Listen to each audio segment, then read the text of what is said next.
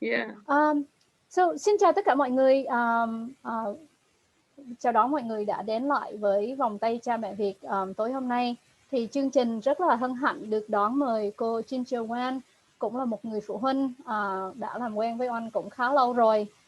Nhưng trong cái quá trình hôm nay thì cổ nhờ có Zoom mà cổ có thể đến với nhóm. Thì cổ đến từ Seattle lận, chứ không phải từ Massachusetts.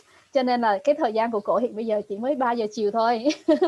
Cho nên mình rất là hân hạnh có được cô Ginger tới để cô có thể chia sẻ một cái cuộc hành trình của bản thân mình về cái vấn đề lo cho anh con trai của mình, cũng như là những cái việc làm mà cô đang làm cho cái bang Washington, cũng như là những cái công việc mà cô biện hộ để tất cả các gia đình đa sắc dân, đa sắc màu có thể có những cái dịch vụ rất là tốt cho các con ha.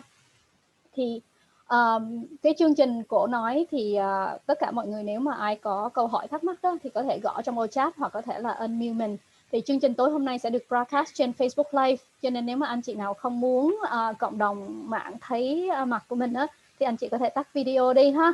Alright, so thank you so much, Ginger, for being here with us. So thanks to Zoom, thanks to this Yeah. format, we might be able to have you come with us and join our community here across the states, right? so Yeah, absolutely. Yes. yeah, so I would like to let you do the introduction from your end instead. Hmm. I'm just quickly privileged that we have known each other forever, and it has been you who inspired me working in the I field. know. So really grateful for that. So now the stage is Well, yours. thank you, thank you. Well, really appreciated your invitation, and thank you all the families, all the parents here. It's nothing greater than joy that I share with parents.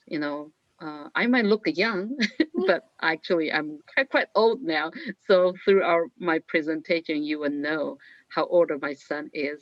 Okay. Yeah. Cũng xin cảm ơn anh đã mời tôi đến với chương trình của vòng tay cha mẹ Việt tối hôm nay. Thì chúng tôi cũng rất là hân hạnh, bản thân tôi cũng rất là hân hạnh được tới với các gia đình chia sẻ cái cuộc hành trình của tôi. Tôi cũng rất là cảm ơn các gia đình đã dành thời gian để tham gia buổi nói chuyện tối hôm nay. Thì tôi nhìn có vẻ trẻ nhưng mà thật ra độ tuổi của tôi cũng rất là lớn rồi. Thì trong cái quá trình mà tôi giới thiệu cái bài nói của tôi đó, thì các anh chị có thể sẽ đoán ra được tuổi của tôi dựa theo cái độ tuổi của con trai tôi ha.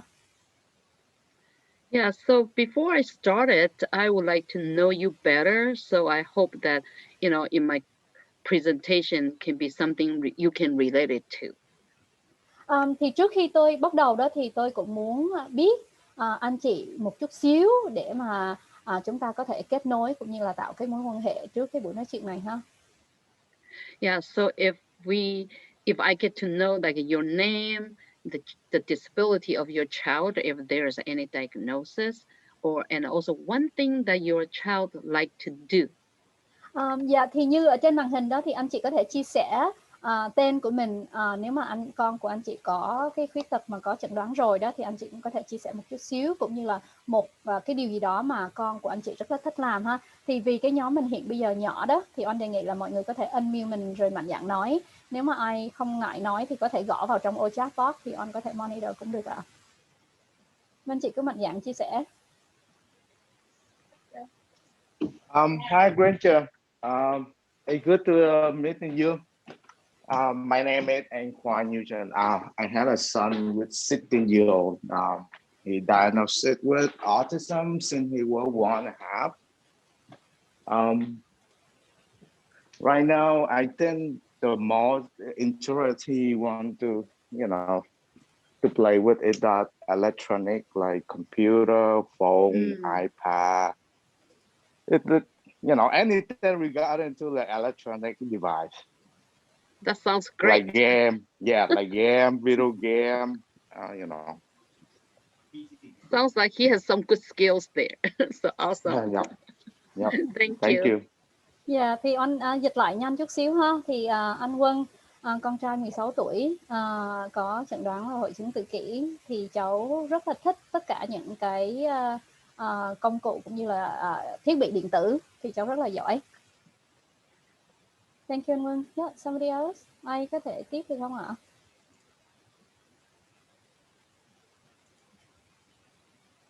Chị Thi mạnh dạn đi, mọi người cứ mạnh dạn đi ạ.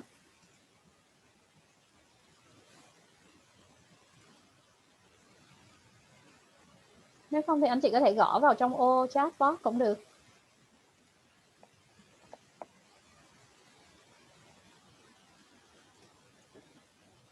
Yeah, my parents still shy, so it takes some time.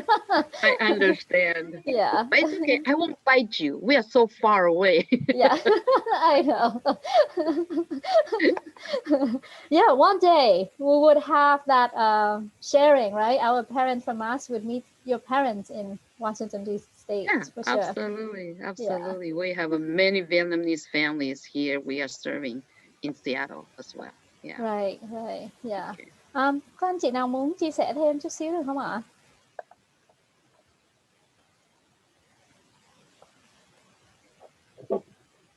Mình say hi nha. Yeah.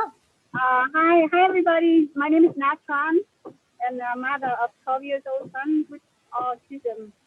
And basically, just like everybody else, we have many difficulties every day in life. The one thing my son likes the most, I think, just like Hanh Trinh son, he loves anything on the iPad and iPhone. He's 12, but he acts like he's 3. He loves to listen to baby songs and anything on that iPad. Oh, sounds fun. For hours. Yeah. He has very good memory. But, cool. You know, it's just like everybody else. You know, every day we try and it's surprise every hour is something new. So sometimes I feel like we can't predict what happens next. But it's just like all of you, we trying. So I listen to you. Yeah, you will share with us your own experience, and my own self, I feel very grateful to have the parents like you've been there, done that. So welcome to our group. Thank you so thank much you. In advance. Thank you for sharing. Really appreciate it. Yeah, thank you so much chị. Con của chị thì 6 tuổi phải không chị? Em nghe không kịp. 6 tuổi đúng không? Em thì cháu 12 rồi anh. Ồ, 12 rồi hả? Ok. Cháu 12 rồi đó. Andy already 12 tuổi rồi thì cũng cháu cũng có chẩn đoán là tự kỷ, thì có rất là nhiều cái thử thách trong cái cuộc sống hàng ngày cũng giống như mọi người ha. Thì giống như con của anh Quân thì con trai của chị cũng rất là thích chơi điện tử, đặc biệt là cái iPad, chơi cái gì trên iPad cũng được hết, cái gì cũng thích cả. Thì chị Ngang cũng rất là vui khi có cô Ginger cũng là một người phụ huynh đã từng trải nghiệm rồi tới để chia sẻ với nhóm, và chị cũng muốn cảm ơn và hy vọng là cái buổi nói chuyện có thể giúp cho chị học hỏi thêm được nhiều cái kinh nghiệm cũng như là cái hành trình mà cô đã đi qua. Thank you chị. Anh chị nào khác? Nguyên, Loan, chị Mai Thi. Hello, hi, my name is Mai, and thank you so much for coming here, because I would love to hear all your experience with, ASD kids. Gonna have 2 of them, 8 and 10 years old. This week is a school vacation week, and this is the very first time ever happened to me. It's more like a miracle. 2 of them playing very well, super well together. Wow. So are doing. Wow. I was like, am I dreaming? Or I'm like, like, it is really true. I mean, I really wish this keep like longer, but I'm nervous. But again, nervous next week when I get back to school. So think the daily struggle are gonna come back to us. That's awesome. So you said 10-year-old, and how old is it? 8 and 10. Yes. And both are boys, are they? Yes, both are boys. Okay. Yeah. So I'm really excited to hear your experience and your advice and the lessons you learn in life. Yeah. Thank you so much for sharing. Con của chị Mai là 8 tuổi với 10 tuổi hả chị? Cả hai đều có cái chẩn đoán là tự kỷ cả. Thì tuần này là một cái tuần nghỉ hè của các con, cho nên là một cái điều đã xảy ra mà chị cũng rất là bất ngờ, không biết là có tin vào mắt thật của mình hay không. Đó là 2 đứa con nhà chị cùng chơi với nhau trong cái thời gian này, thì chị cũng mong muốn rằng là cái sự tồn tại cũng như là cái sự chơi của hai đứa nhỏ có thể tồn tại kéo dài rất là lâu. Chị cũng sợ rằng là sau khi mà các con bắt đầu đi học lại đó thì chắc chắn là chị cũng phải đối diện được rất là nhiều cái thử thách, những cái khó khăn khác. Thì chị cũng muốn rất là vui khi mà cô Ginger tới để chia sẻ, thì cũng hy vọng rằng là cô Ginger có nhiều cái kinh nghiệm trong cái vấn đề dạy các con em tự kỷ tối hôm nay. Thank you chị Mai. Chị Lan. You're welcome and thank you. Yeah, thank you. Chị Lan Huyên.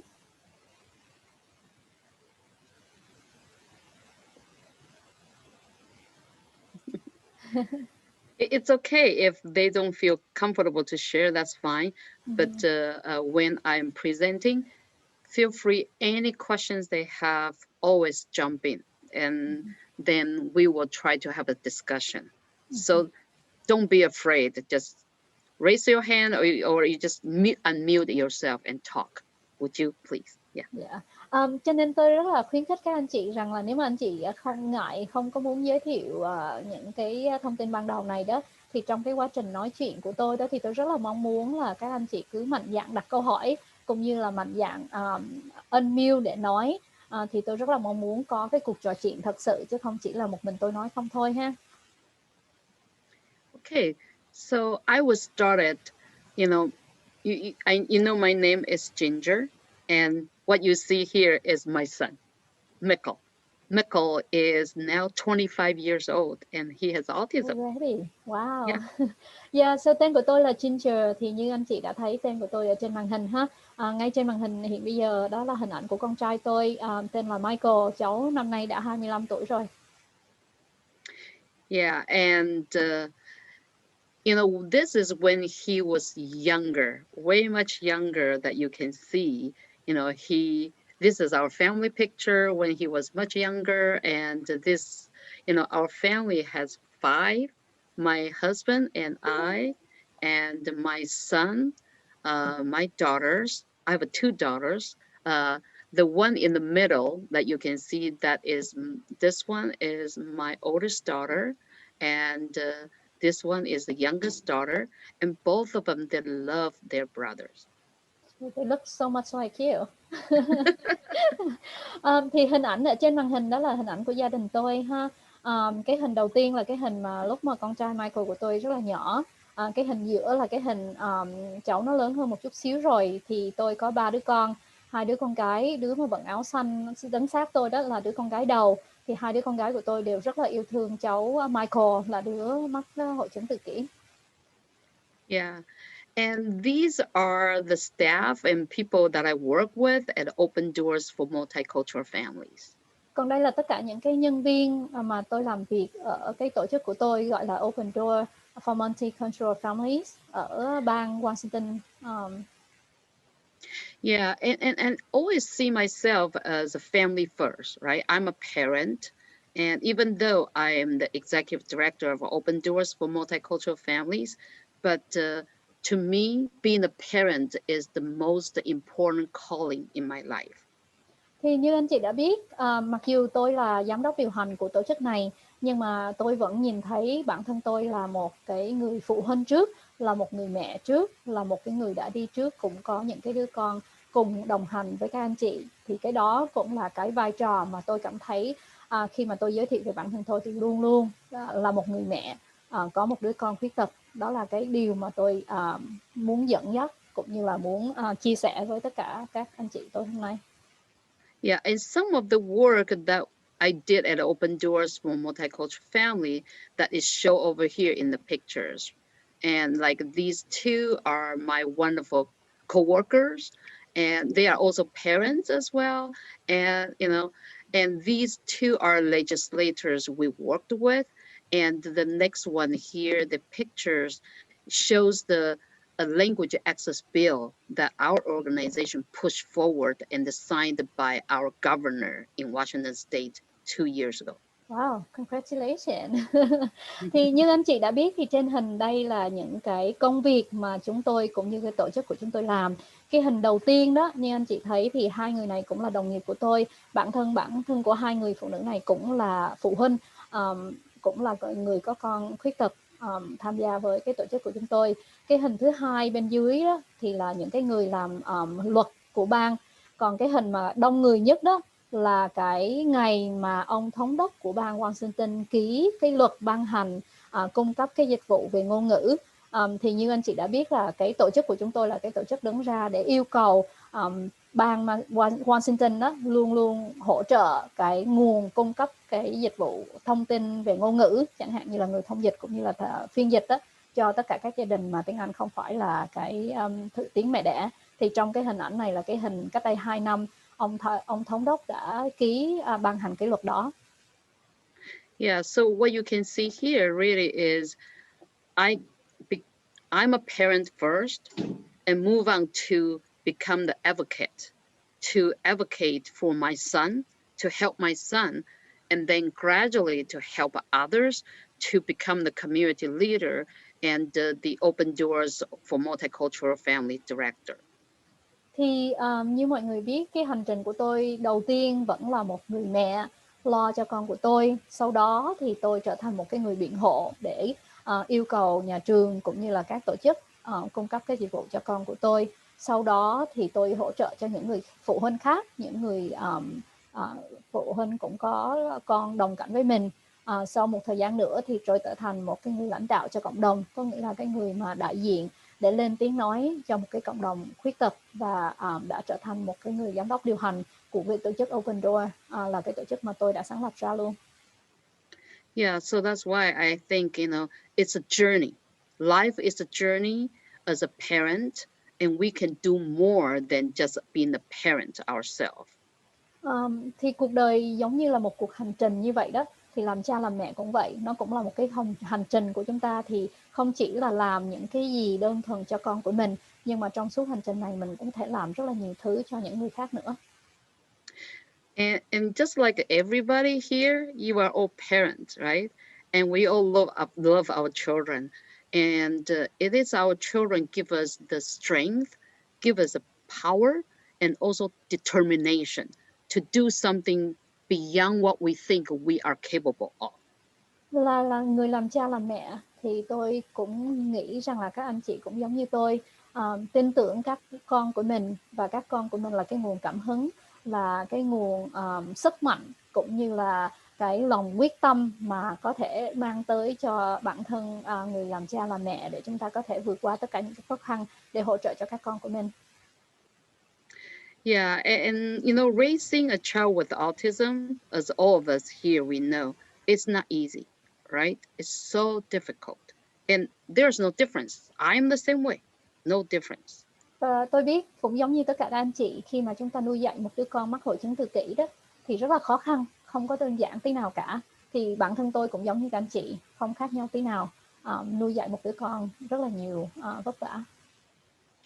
Yeah, and for 24 years, almost 24 years, ever since we found out he has autism, there are so many things that I have to learn. And first of all, it's to really to know who he is. Thì trong suốt 24 năm đó, kể từ cái thời gian mà tôi biết được là con của mình có cái chẩn đoán tự kỷ đó, thì có rất là nhiều thứ mà tôi cần phải học, có rất là nhiều thứ mà tôi cần phải tìm hiểu, và cái điều quan trọng nhất mà tôi cần nắm được đó là bản thân con trai tôi là ai. Yeah, so really that's a question for all the parents need to think about. Who is our child? Who is our children? Thì đó là cái câu hỏi mà tôi khuyến khích tất cả các anh chị của mình luôn nghĩ tới. Con trai của mình, con gái của mình, những đứa con của mình là ai? And many of you, your children are like a teenager now, right?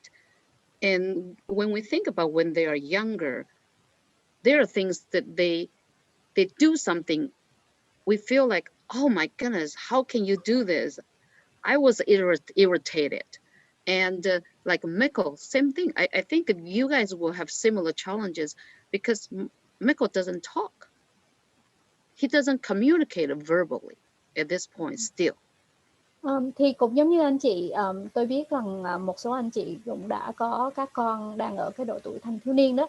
Thì một khi mà chúng ta ngồi chúng ta nghĩ lại đó, thì chúng thể là những cái hành động mà con cái mình làm, mình có thể rất là bực mình, cũng giống như Michael thì cháu cũng đã lớn rồi, nhưng mà có những lần những cái hoạt động, những cái hành vi mà cháu làm đó thì mình cũng rất là bực mình, rất là khó chịu.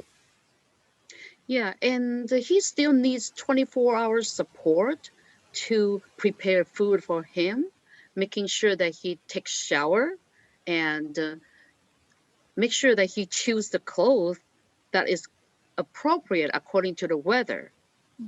Thì con trai tôi 25 tuổi rồi, nhưng mà cháu nó cũng không có nói được bằng cái tiếng nói như những trẻ em bình thường khác. Thì hiện bây giờ cháu vẫn cần giúp đỡ để có thể tắm rửa cũng như là chọn quần áo phù hợp với cái thời tiết. Yeah, and so you can tell children like Michael takes a lot of time, right? And also too often we expect him to do something but he couldn't. Thì giống như anh chị hiểu được là những cái đứa con như Michael đó thì mất rất là nhiều thời gian để mình có thể hỗ trợ cho các con. Thì một số cái việc mà mình có thể mong muốn cho các con làm được, cho Michael có thể làm đó, nhưng mà bản thân cháu cũng có thể không có đủ cái kỹ năng để có thể thực hiện được những cái công việc mà mình mong muốn. Yeah, and so when he was younger, I was very frustrated and I cried all the time. Khi mà cháu còn nhỏ đó thì khi mà tôi muốn con làm đó mà con làm không được đó, tôi bực mình lắm và tôi cứ lúc nào cũng khóc thường xuyên, khóc mãi thôi. Yeah, and when he couldn't tell me what he needs, and he got frustrated, and I got frustrated too, so we ended up crying together.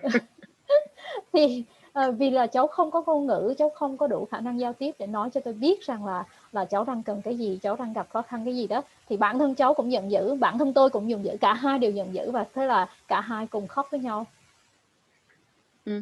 And you see that there are so many challenges, and I don't have to share that with you because you are parents, so you understand.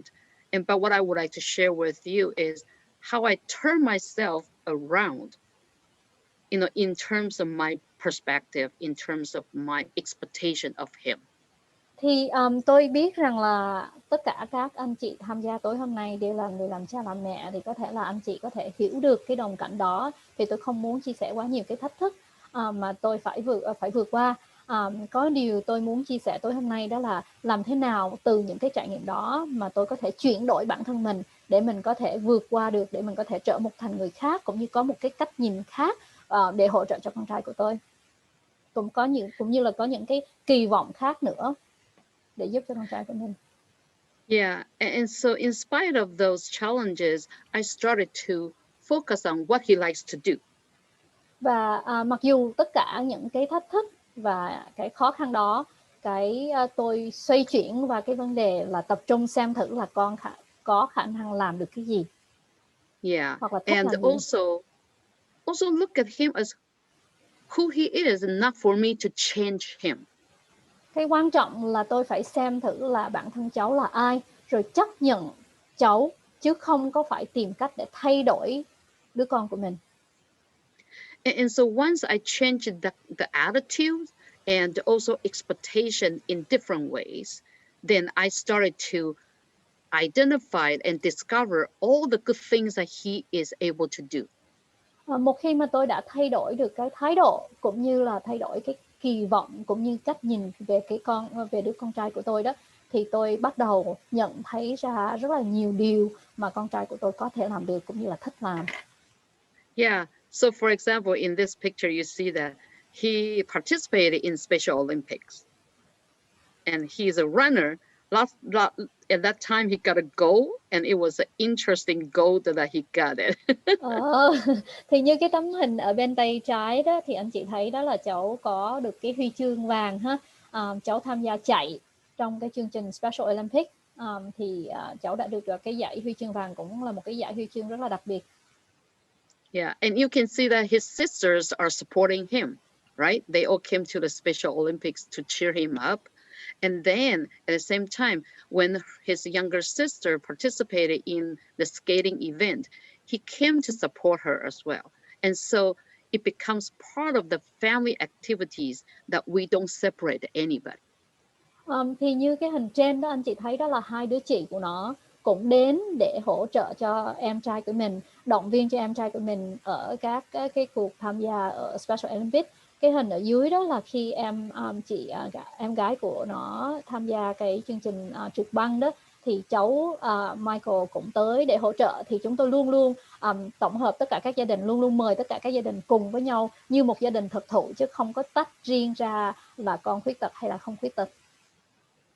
And I started to find all kind of resources in our community that can help him, so he is able to participate in many different activities or events. Và cũng từ cái thái độ thay đổi đó mà tôi có thể tìm ra được rất là nhiều cái nguồn hỗ trợ cũng như là nhiều cái dịch vụ khác nhau ngay trong cái cộng đồng của mình để cháu có thể tham gia, và cháu đã tham gia rất là nhiều cái hoạt động khác nhau. Yeah, so you can see that, he's got this big smile. It's very contagious, and we see that is his strength.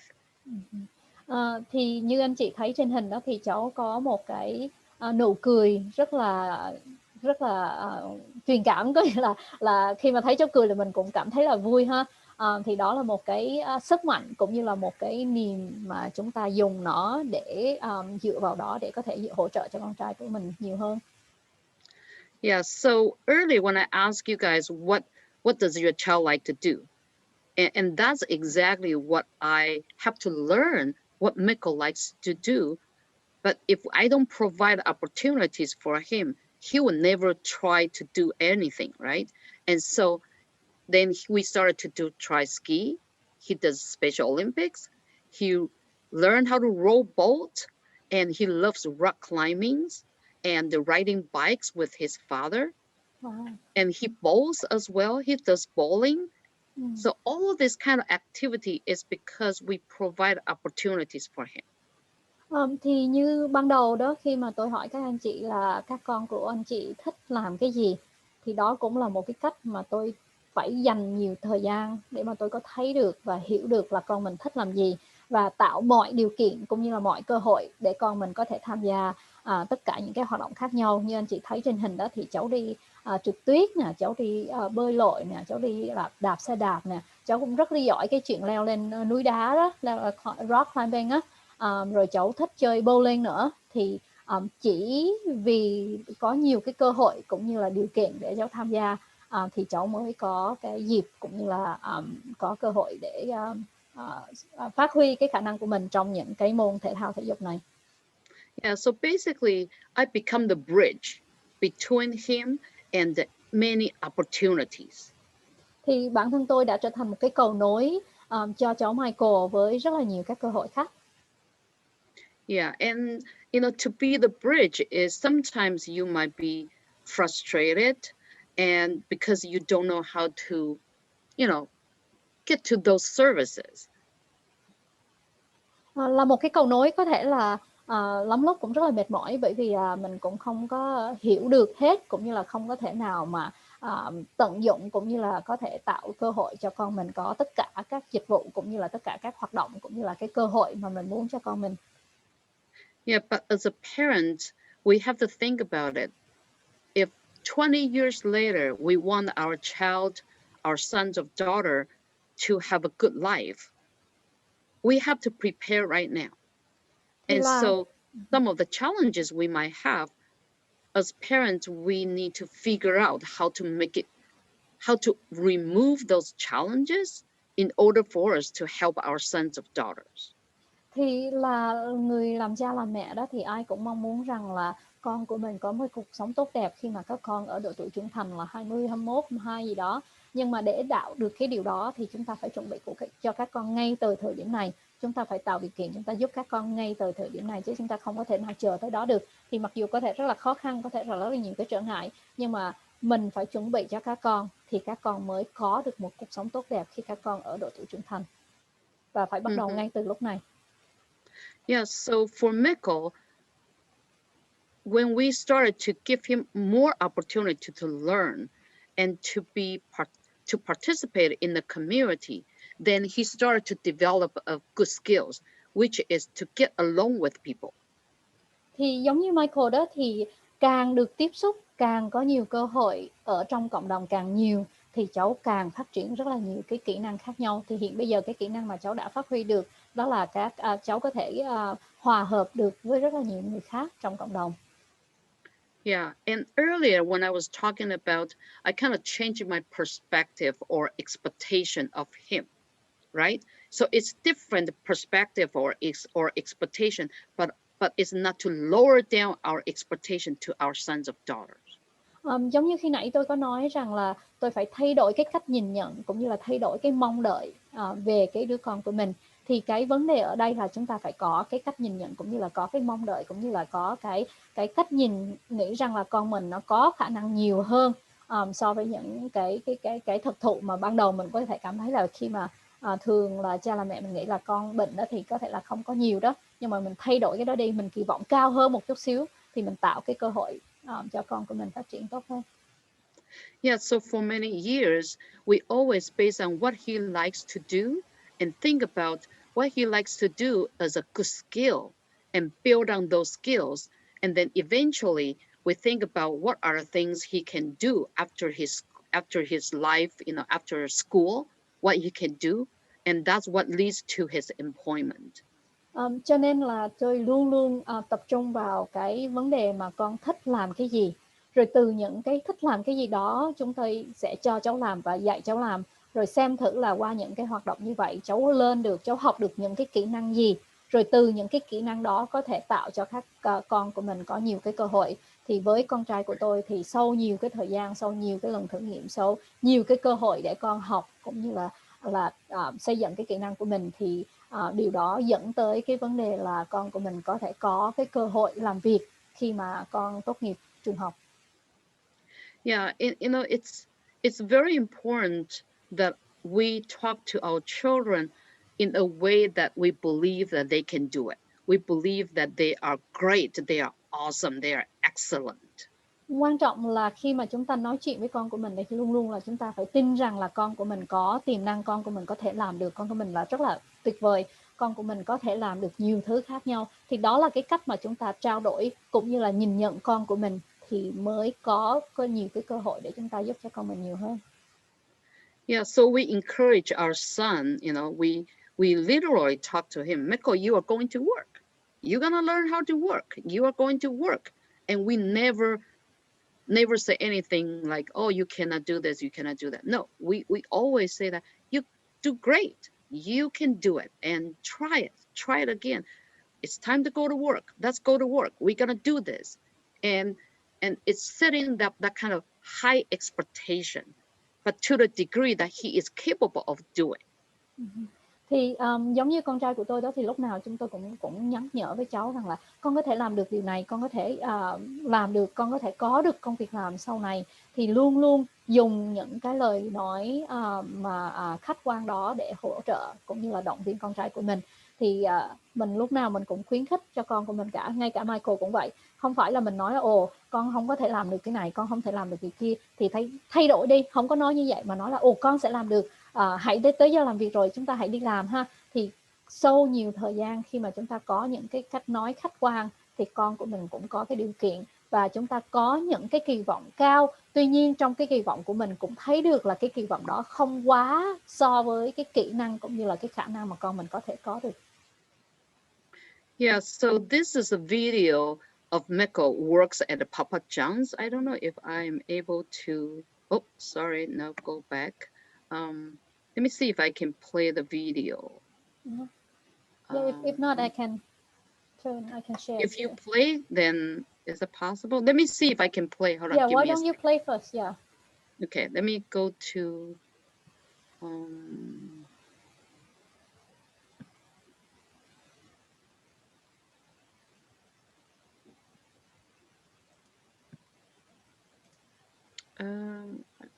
Probably I have to exit out first. Okay, give me exit out. And then let me see if I can get to. Yeah, if not, I can do it, Ginger, so that you can. Can you guys still see my screen? Yep. Okay, so let me see here. This is Michael's Papa John's. Are you able to see my screen? Yep, perfect. I can keep up If you don't mind, can you also click on CC for caption so that I...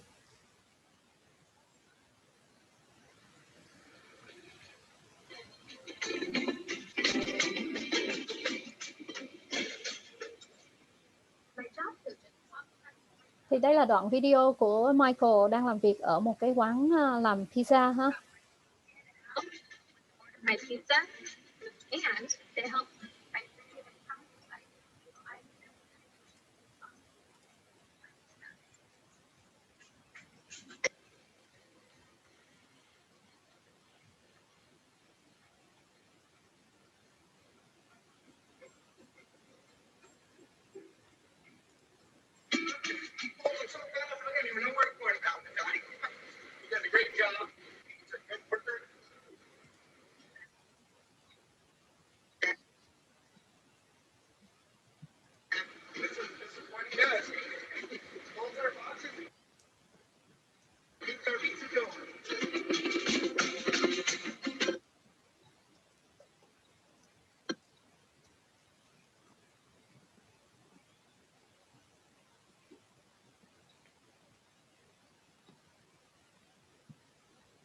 Okay, can you guys see it? Did you see it?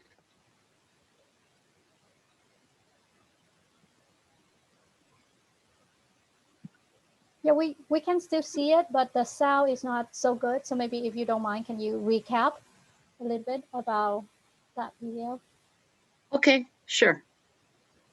So basically that is he works at Papa John's, and the co-workers was telling everybody how good he is, and he loves his job, and he, to the co-workers, he is doing a great job of being part of their, their company.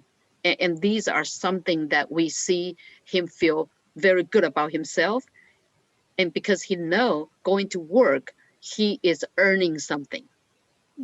Thì một cái điều mà anh chị có thể thấy trong cái video đó là ở Papa John cháu đi làm việc thì những cái người đồng nghiệp của cháu cũng cảm thấy là cháu làm rất là tốt, luôn đánh giá cao với cháu. Thì cả bản thân cháu khi mà được khen từ những cái người đồng nghiệp của mình đó, thì cháu cũng cảm thấy rất là tự hào, và cháu cảm thấy rằng là mình là một cái thành viên của một cái tổ chức cũng như là một cái chỗ làm rất là lớn, và lúc nào cháu cũng sẵn sàng để cháu đi làm cả. Thì đó cũng là cái điều mà chúng ta thấy rằng là khi mà chúng ta tạo những cái môi trường cũng như cái lời nói mà khách quan đó, thì nó sẽ giúp cho con mình rất là nhiều trong cái vấn đề nhìn nhận về bản thân cũng như khả năng của bản thân của mỗi đứa con của mình. Okay, so am I back to the presentation now? Not yet. You need to share the screen again. Oh, I have to do the share screen Yeah. again. Okay. Let me try to do that. I'm not very good. Don't worry. Nếu mà Okay. anh chị có Are câu we hỏi back? gì đó thì cứ mạnh dạn đặt câu hỏi nha. Yeah. So I will stop here if anybody has question, and then we'll move on continuously. Dạ, thì tôi dừng lại ở đây đó. Thì không biết là anh chị có ai có câu hỏi gì về những cái gì mà chúng tôi bản thân tôi đã chia sẻ tới bây giờ hay không, trước khi chúng tôi bắt đầu tiếp. Hi, Ginger. I have a question. So, Go ahead. yeah, so through your story, so I know how hard you work with your son.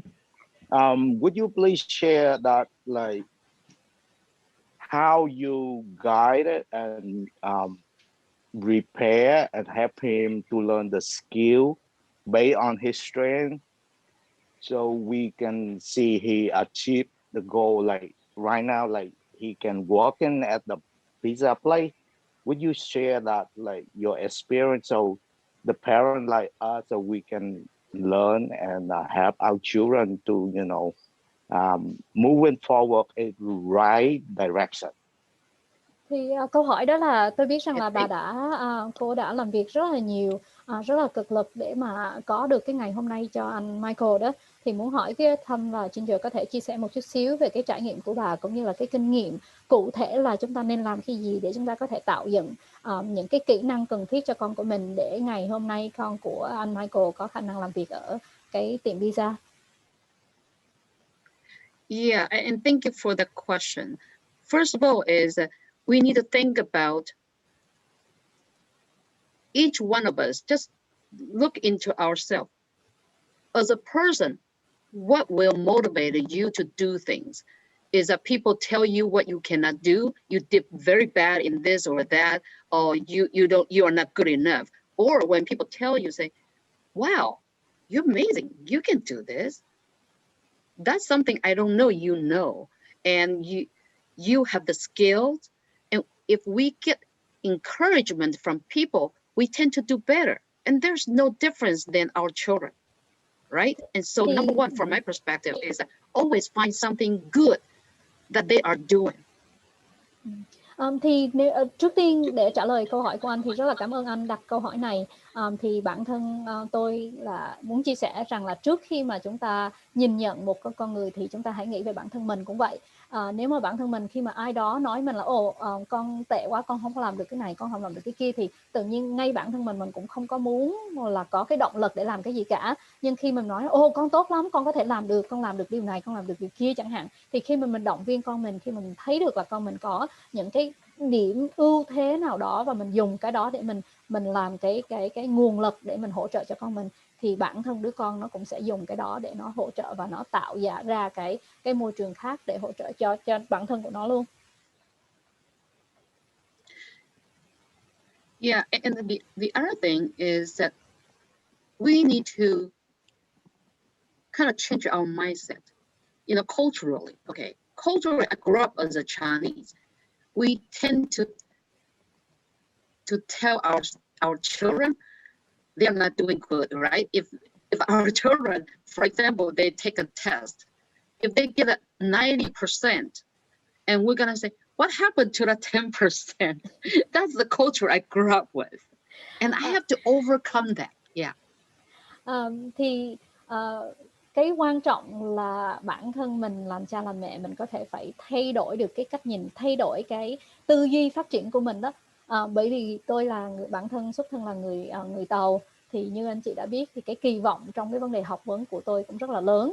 Khi mà tôi đạt một cái điểm 90% chẳng hạn, thì cái người cha người mẹ của tôi thì hỏi tôi là vậy thì 10% đâu, đáng lẽ là mày phải A hay là A plus chứ không phải là B hoặc là A bình thường chẳng hạn như là vậy. Thì bản thân tôi cũng phải gặp rất là nhiều khó khăn để vượt qua được cái cách nhìn nhận đó, cũng cách suy nghĩ đó. Cho nên với cái trường hợp dạy con Michael của tôi cũng phải thay đổi cái cách nhìn nhận, và cũng là một cái quả thách thức rất là lớn về cái vấn đề văn hóa cho bản thân.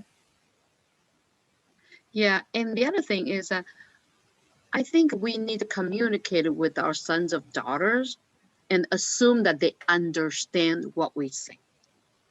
Cái quan trọng nữa đó là chúng ta luôn cố gắng là giao tiếp với con trai và con gái của mình, luôn luôn có cái tầm tư tưởng rằng là các con hiểu được những gì mình nói. Yeah, and even like my son, he does not talk. But when I explain it to him, when I talk with him, not talk down or talk to, it's more like talk with him to help him to understand what I'm saying. And he tend to do better.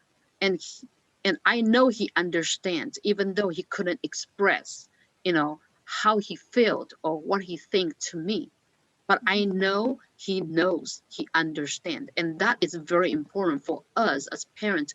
Assume that they are intelligent, they are smart, and they totally understand, but they had challenges to express or to communicate back to us.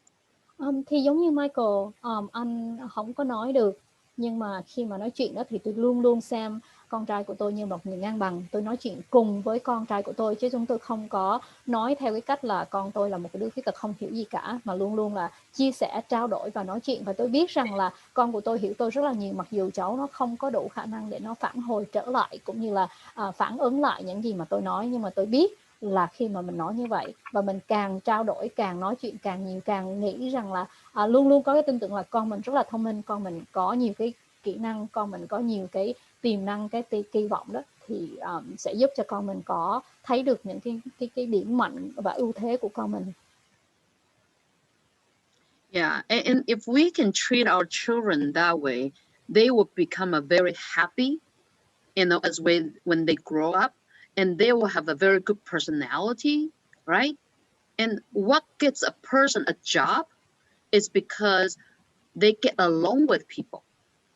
It's not so much just, hey, they are very smart. We don't see smart people get good jobs, but we see people who get along with others can get jobs. Thì nếu mà chúng ta dạy con mình cũng như là đối xử con mình theo cái cách như vậy đó, thì khi mà con lớn lên thì con của mình có thể hòa nhập được tốt hơn trong xã hội cũng như là có bạn nhiều hơn. Chứ nếu mà mình nói là các con chỉ thông minh không thôi, không có cái kỹ năng khác cũng như là tiếp xúc với bạn bè cũng như là chơi bời với bạn bè, thì các con cũng có thể là không có công việc được. Cho nên với Michael, khi mà tôi dạy con của tôi thì tôi luôn luôn nhìn nhận, luôn luôn động viên con mình, và nhờ vì là con có cái kỹ năng mà có thể hòa nhập chung với mọi người, thì đó cũng là một cái kỹ năng tạo điều kiện để con của tôi có cái công việc làm hiện bây giờ. Yeah, and the last thing is ourselves have to learn. We need to learn. We need to be able to find the resources, and so we can get those resources to help our sons of daughter. Và điều quan trọng nữa đó là làm cha làm mẹ thì bản thân chúng ta cũng phải luôn luôn học, luôn luôn tìm hiểu, luôn luôn tìm kiếm để có thể có được những cái nguồn thông tin cũng như là những cái nguồn tài nguyên cần thiết để có thể giúp cho con của mình. And that's why I met on. It's at a Thac conference. It's a place that we can learn. So I would encourage all of you, whenever there's an opportunity to learn, for example, autism or different kind of disabilities, if you got a chance to learn, you will know what will be available and also what's possible for our sons of daughters. Thì tôi khuyến khích cho anh chị là khi mà thấy được cái cơ hội đó để học hỏi, để tìm hiểu thêm, thì anh chị ráng cố gắng tạo mọi điều kiện cũng như là dành sắp xếp thời gian để có thể tham gia. Giống như tôi với lại On đó, thì chúng tôi gặp nhau ở một cái hội thảo Thac, cũng là một cái hội thảo mà chúng tôi đến để chúng tôi học hỏi, tìm hiểu cũng như là chia sẻ cũng như là kết nối với tất cả các phụ huynh khác.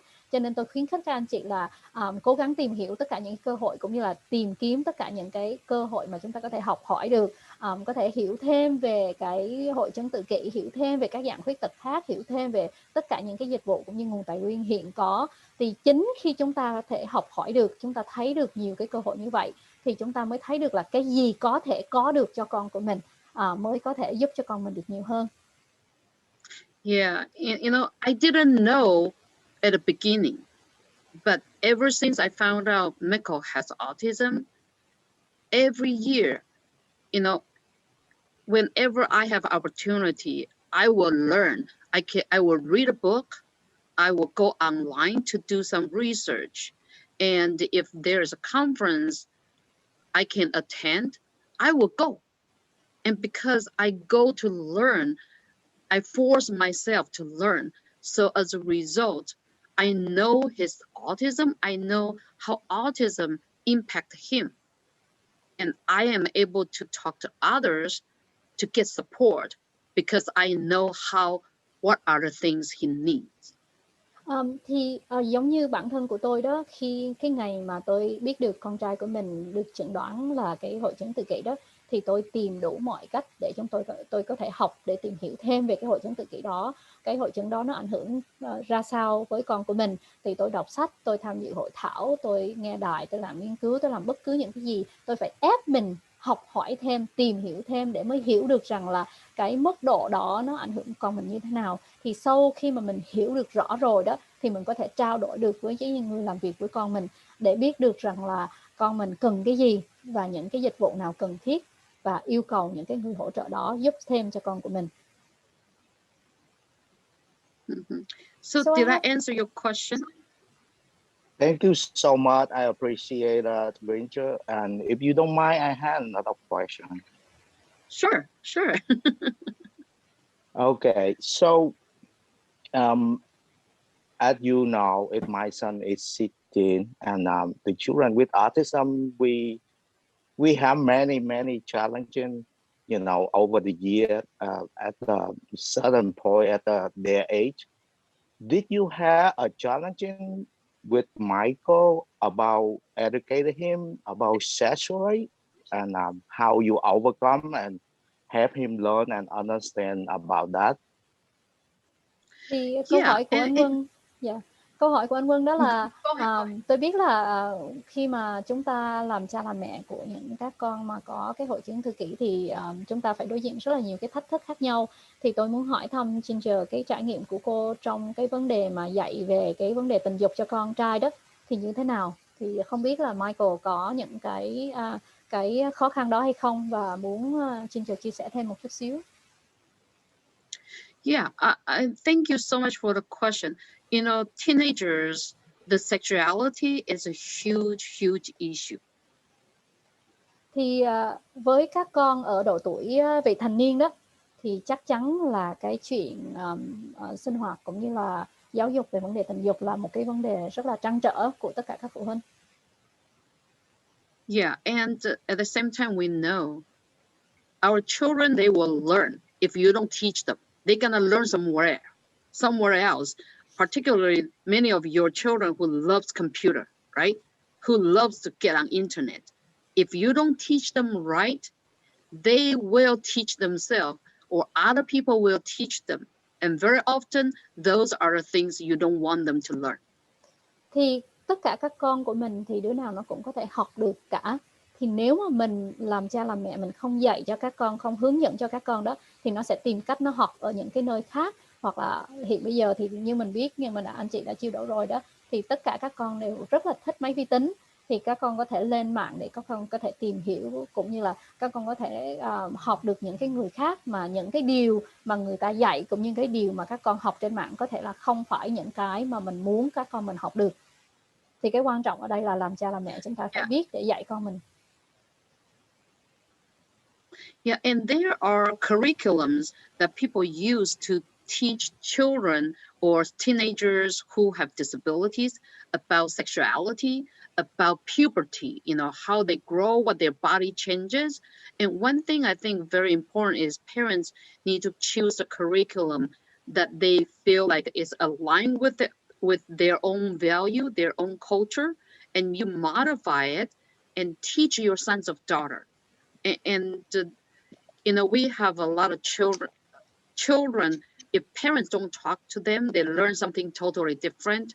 And as a result, the teenagers who have autism, and if they exhibit inappropriate behavior to show their interest to another person, very often they will be accused with sexual harassment, and that actually got them into troubles in school very often. So cái điều quan trọng ở đây đó là chúng ta cần phải hướng dẫn các con của mình. Thì có rất là nhiều cái tài liệu cũng như là cái chương trình giáo dục hỗ trợ về cái vấn đề dạy thì cho các con, giúp cho các con hiểu được là những cái thay đổi khi mà các con ở những cái độ tuổi khác nhau đó sẽ như thế nào, những cái hành vi con cần phải học hỏi thì sẽ như thế nào. Thì những cái giáo trình này chúng ta cần phải cập nhật cũng như phải thay đổi để nó phù hợp với văn hóa của mình, của gia đình. Bởi vì mình biết rằng là với văn hóa người Tàu cũng như văn hóa Việt thì có thể có những cái nhạy cảm mà chúng ta không có đề cập nhiều khi mà chúng ta nói về cái vấn đề sinh hoạt tình dục ha. Thì một số đứa trẻ nó cũng có những cái tiếp cận mà qua mạng hoặc là qua bạn bè mà nó không phù hợp đó. Cho nên cái quan trọng là chúng ta phải dạy để nó có thể có những cái xử lý đúng cũng như có những cái can thiệp đúng. Bởi vì khi mà anh chị biết, khi mà các con, những cái đứa mà bị tự kỷ đó, nếu mà nó có những cái hành vi không có phù hợp khi mà nói tới cái vấn đề tình dục đó, thì các con sẽ là những cái người bị tố cáo rằng là tụi nó lạm dụng cái vấn đề tình dục. Thì khi mà ở trường học, khi mà các con những cái hành vi như vậy không phù hợp đó, thì bản thân các con sẽ gặp nhiều khó khăn khi mà các con đang đi học. Thì quan trọng là chúng ta cần phải dạy những cái hành vi đúng, những cái gì phù hợp để các con có thể hiểu được, chứ không thì các con sẽ gặp nhiều cái trở ngại. And we also have we do have a curriculum that people can use. So if on you are interested, I can send those curriculum over to you. Then you can use that to have a discussion with your group. And you know, I'm not an expert in that area, but I do have a curriculum that we use to teach our teenagers at Open Doors. And that's something that I'm more than happy to share with you. That could be awesome. Yeah, that could be awesome if you can share that. It could be great.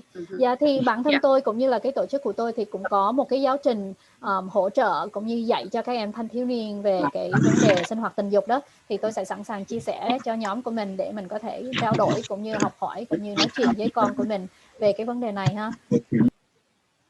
Yeah, that would be awesome, Ginger. Thank you so much. Really appreciate for that. Any resources? We are looking for that too. Like that's one of the topics that we all struggle with, boys and girls. Yeah, so we can do a follow-up as well. Yeah. Perfect. Okay. And also, and also we do have online classes that even though you guys are far away, right? If those classes are helpful, maybe I can see if our staff can record them, and then that the teenagers in your group can participate, can listen or something. I don't know how would that work, but we do have youth programs that is designed to talk about their like a relationship, building relationship, and also the adults are talking about that too. So there's not much differences. This is talking about basically is puberty, your teenage, like our development. On top of that is talking about building relationship with people. Yeah, appropriate, healthy relationship. Yeah. Thì ở tổ chức của tôi đó thì chúng tôi cũng có cái chương trình dành cho các anh thanh thiếu niên, thì chúng tôi cũng có nhiều cái lớp học qua mạng. Thì tôi có thể chia sẻ xem thử là nhân viên của tôi có thể chia sẻ để cho các anh chị có thể hướng dẫn cũng như là giúp cho các con của mình tham gia nếu mà có thể phù hợp, hoặc là thời khóa biểu có thể cho phép ha. Thì cái chương trình của chúng tôi đó là giúp cho các con có thể học được cái kỹ năng để tạo được cái mối quan hệ, chứ không chỉ đơn thuần là học biết cách dạy thì như thế nào, cơ thể phát triển ra sao, mà cái cách quan trọng nữa đó là làm thế nào để tạo cái mối quan hệ khác nhau. So I have another. Thank you so much, Ranger. Thank you so much for sharing your knowledge and your experience. That would be great and helpful for us to how to teaching our children, on the right way. Okay, thank you. Yeah. Rất là cảm ơn Ginger với những cái chia sẻ về cái tài liệu đó, có thể hỗ trợ cho nhóm của mình, phụ huynh cũng như các con có nhiều cái cơ hội học hỏi hơn ha. So I have another questions from other parents saying that whether or not how school could provide support around vocational skills, and in terms of Michael jobs, whether or not do you have anybody introduce him for that jobs, or you look for yourself? And then just on top of that, the same thing would be what kind of services that the school always look into to support when your child turns 16. Thì cái câu hỏi của chị Liên đó là nhà trường sẽ làm những cái gì để hỗ trợ cho các con của mình có những cái kỹ năng làm việc.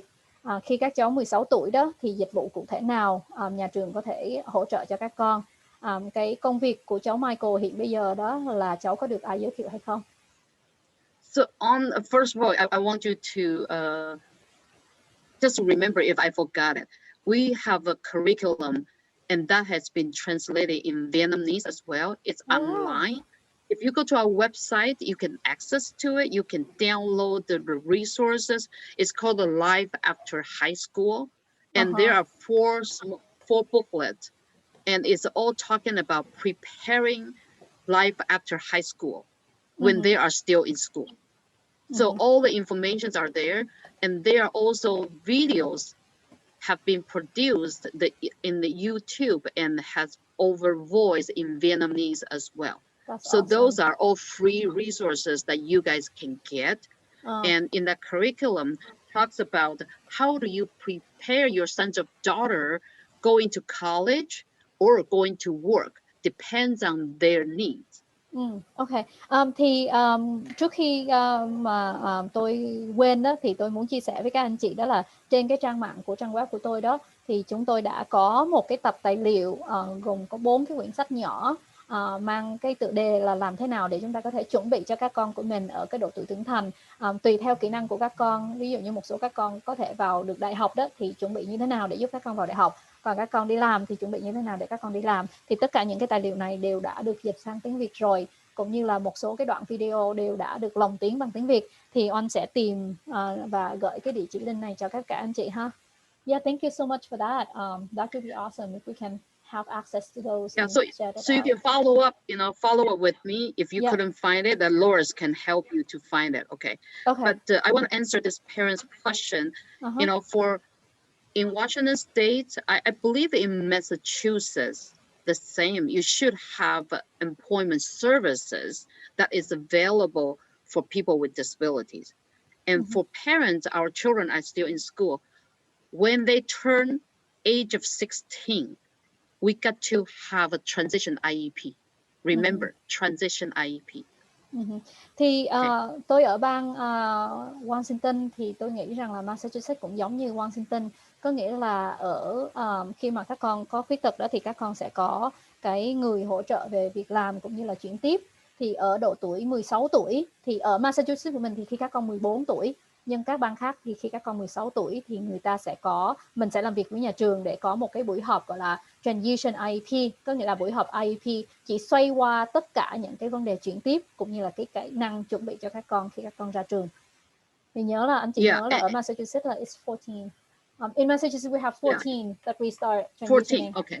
So ours 16. So 14 wise, you actually are much better. So you're gonna make sure that in the transition IEP, you got to have a track going to employment or track going to college, and you can make sure that your IEP can be both if that's what your sons or daughter wanted. But if your daughter or son prefer go to work, then started to pave a way, thinking about what kind of skill set in order for your sons or daughter go to work, and that again goes back to what he likes to do, what he loves to do, and turn the interest becomes skills, build the skills. Thì cái thuận lợi của anh chị đó là ở Massachusetts mình là 14 tuổi là đã chuẩn bị chuyển tiếp rồi, nhưng bên chúng tôi thì tới 16 tuổi lận. Cho nên các anh chị lưu ý là khi mà con mình 14 tuổi ở các buổi họp IEP mà nói về cái vấn đề chuyển tiếp đó, thì anh chị luôn luôn nhớ rằng là yêu cầu nhà trường phải có 2 cái track ở trên cái IEP của mình, tùy theo cái khả năng của con mình. Nếu mà anh chị nghĩ rằng là sau khi các con ra trường thì các con có thể vào học đại học, thì các em phải có một cái mục tiêu chính ở trên IEP xoáy về cái mảng đó. Nếu mà con đi họ làm chẳng hạn, thì khi ra trường mà mình muốn con đi làm đó thì cũng vậy, phải có cái mục tiêu đó được ghi trên IEP của mình để chuẩn bị trước cho con mình. Một số em thì có thể có cả hai luôn, là vừa đi học vừa đi làm, thì tất cả những cái kỹ năng đó cần phải được liệt trên IEP. Thì khi mà mình nghĩ tới việc làm của con mình đó, cái quan trọng của mình phải thấy được là cái ưu điểm của con mình là cái gì, rồi dùng cái ưu điểm đó để dạy con mình, để phát hiện ra những cái kỹ năng con mình có, để giúp cho sau này mình có thể tìm được cái việc làm phù hợp cho con của mình. Yeah, and there are supported employment service agencies.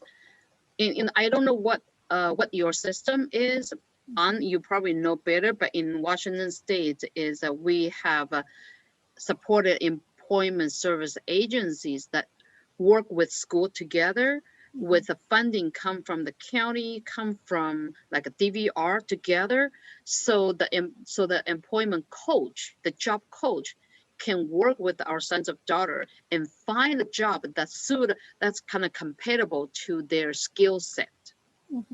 Yeah, here I mean it's not that even though they have, but it's very limited.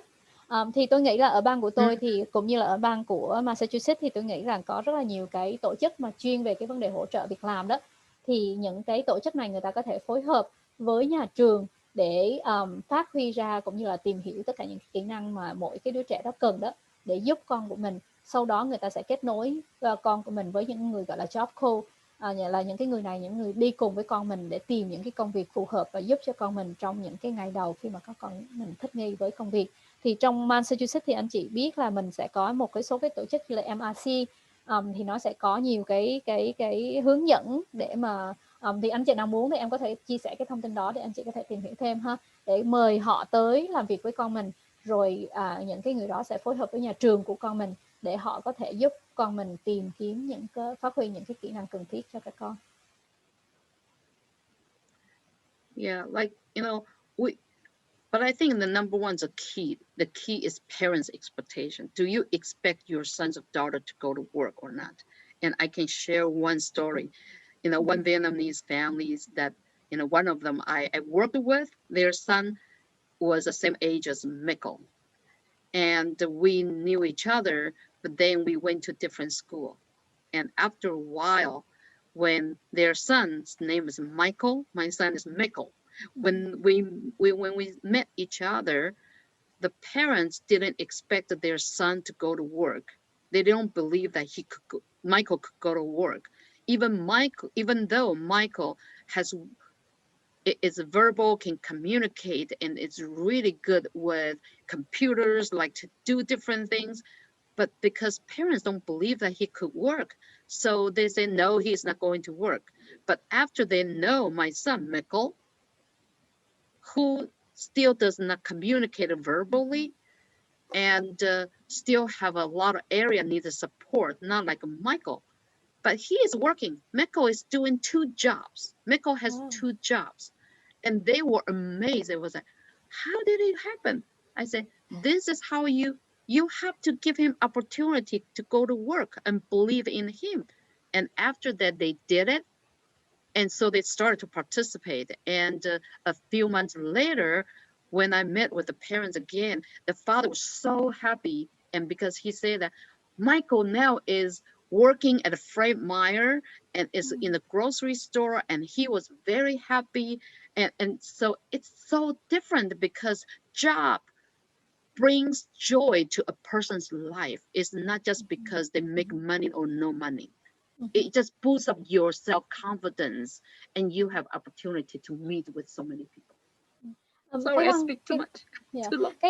Cái quan trọng ở đây đó là làm cha làm mẹ đó, thì bản thân mình có thấy được là con của mình có khả năng đi làm hay không, thì từ cái nhìn nhận đó, cái viễn ảnh đó, thì mình mới có cái cơ hội để mình tạo ra, giúp cho con mình đi làm. Chứ còn trong đầu mình mà mình cứ nghĩ rằng là con mình nó không có khả năng làm, không có làm và không tạo cơ hội, không có giúp cho cháu tiếp cận được tất cả những cơ hội đó, thì chẳng bao giờ cháu nó đi làm được cả.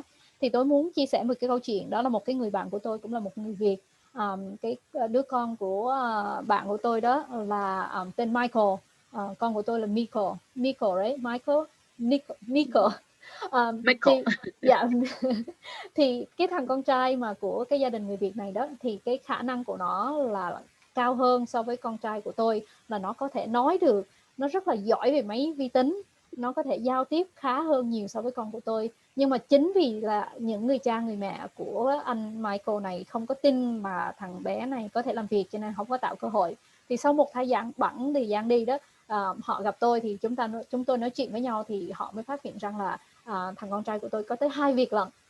Cho nên họ mới ngạc nhiên, họ nói tại sao mà làm thế nào mà bà có thể làm được cái điều đó, bởi vì thằng Michael nó không có nó kém cỏi hơn so với thằng Michael, con nhà của ông bà. Thì trong cái thời gian đó chúng tôi nói chuyện, và hai cái gia đình ba mẹ của thằng Michael đó mới nghĩ ra và bắt đầu tham gia nhiều hơn vào những cái hoạt động của tổ chức của tôi. Và sau một thời gian thì anh con trai này đã có được một cái việc làm ở một cái chỗ bán tiệm grocery, là bán đồ vật phẩm giống như là So này nọ ở bang của mình đó. Thì họ một lần khi mà tôi gặp họ thì họ rất là hạnh phúc, họ rất là vui khi mà họ chia sẻ cái thông tin đó, bởi vì chính nhờ cái cách nhìn, chính nhờ cái thay đổi đó mà con trai Michael của họ đã có được việc làm.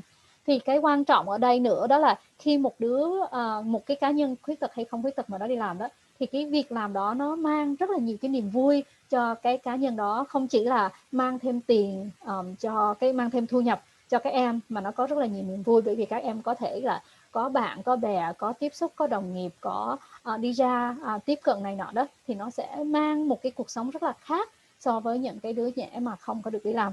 Thì cái quan trọng ở đây tôi muốn nhấn mạnh là làm cha làm mẹ chúng ta phải nhìn nhận được, thì chúng ta phải tin tưởng được rằng là các con của mình có thể làm được, và tạo điều kiện để các con nó có cơ hội, thì lúc đó nó mới trưởng thành và nó mới có cơ hội và mới có việc làm được. Yeah, thank you. You're welcome. Any other questions? Các anh chị có ai có câu hỏi nào khác hay không?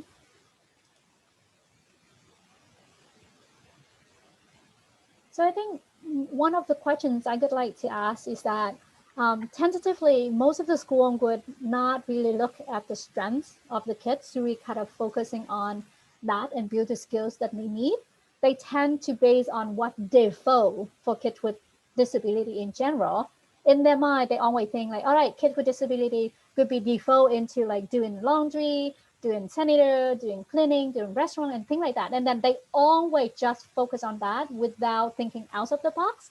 So based on your experience, how can parents be able to challenge them and really help them think differently and support our kids better?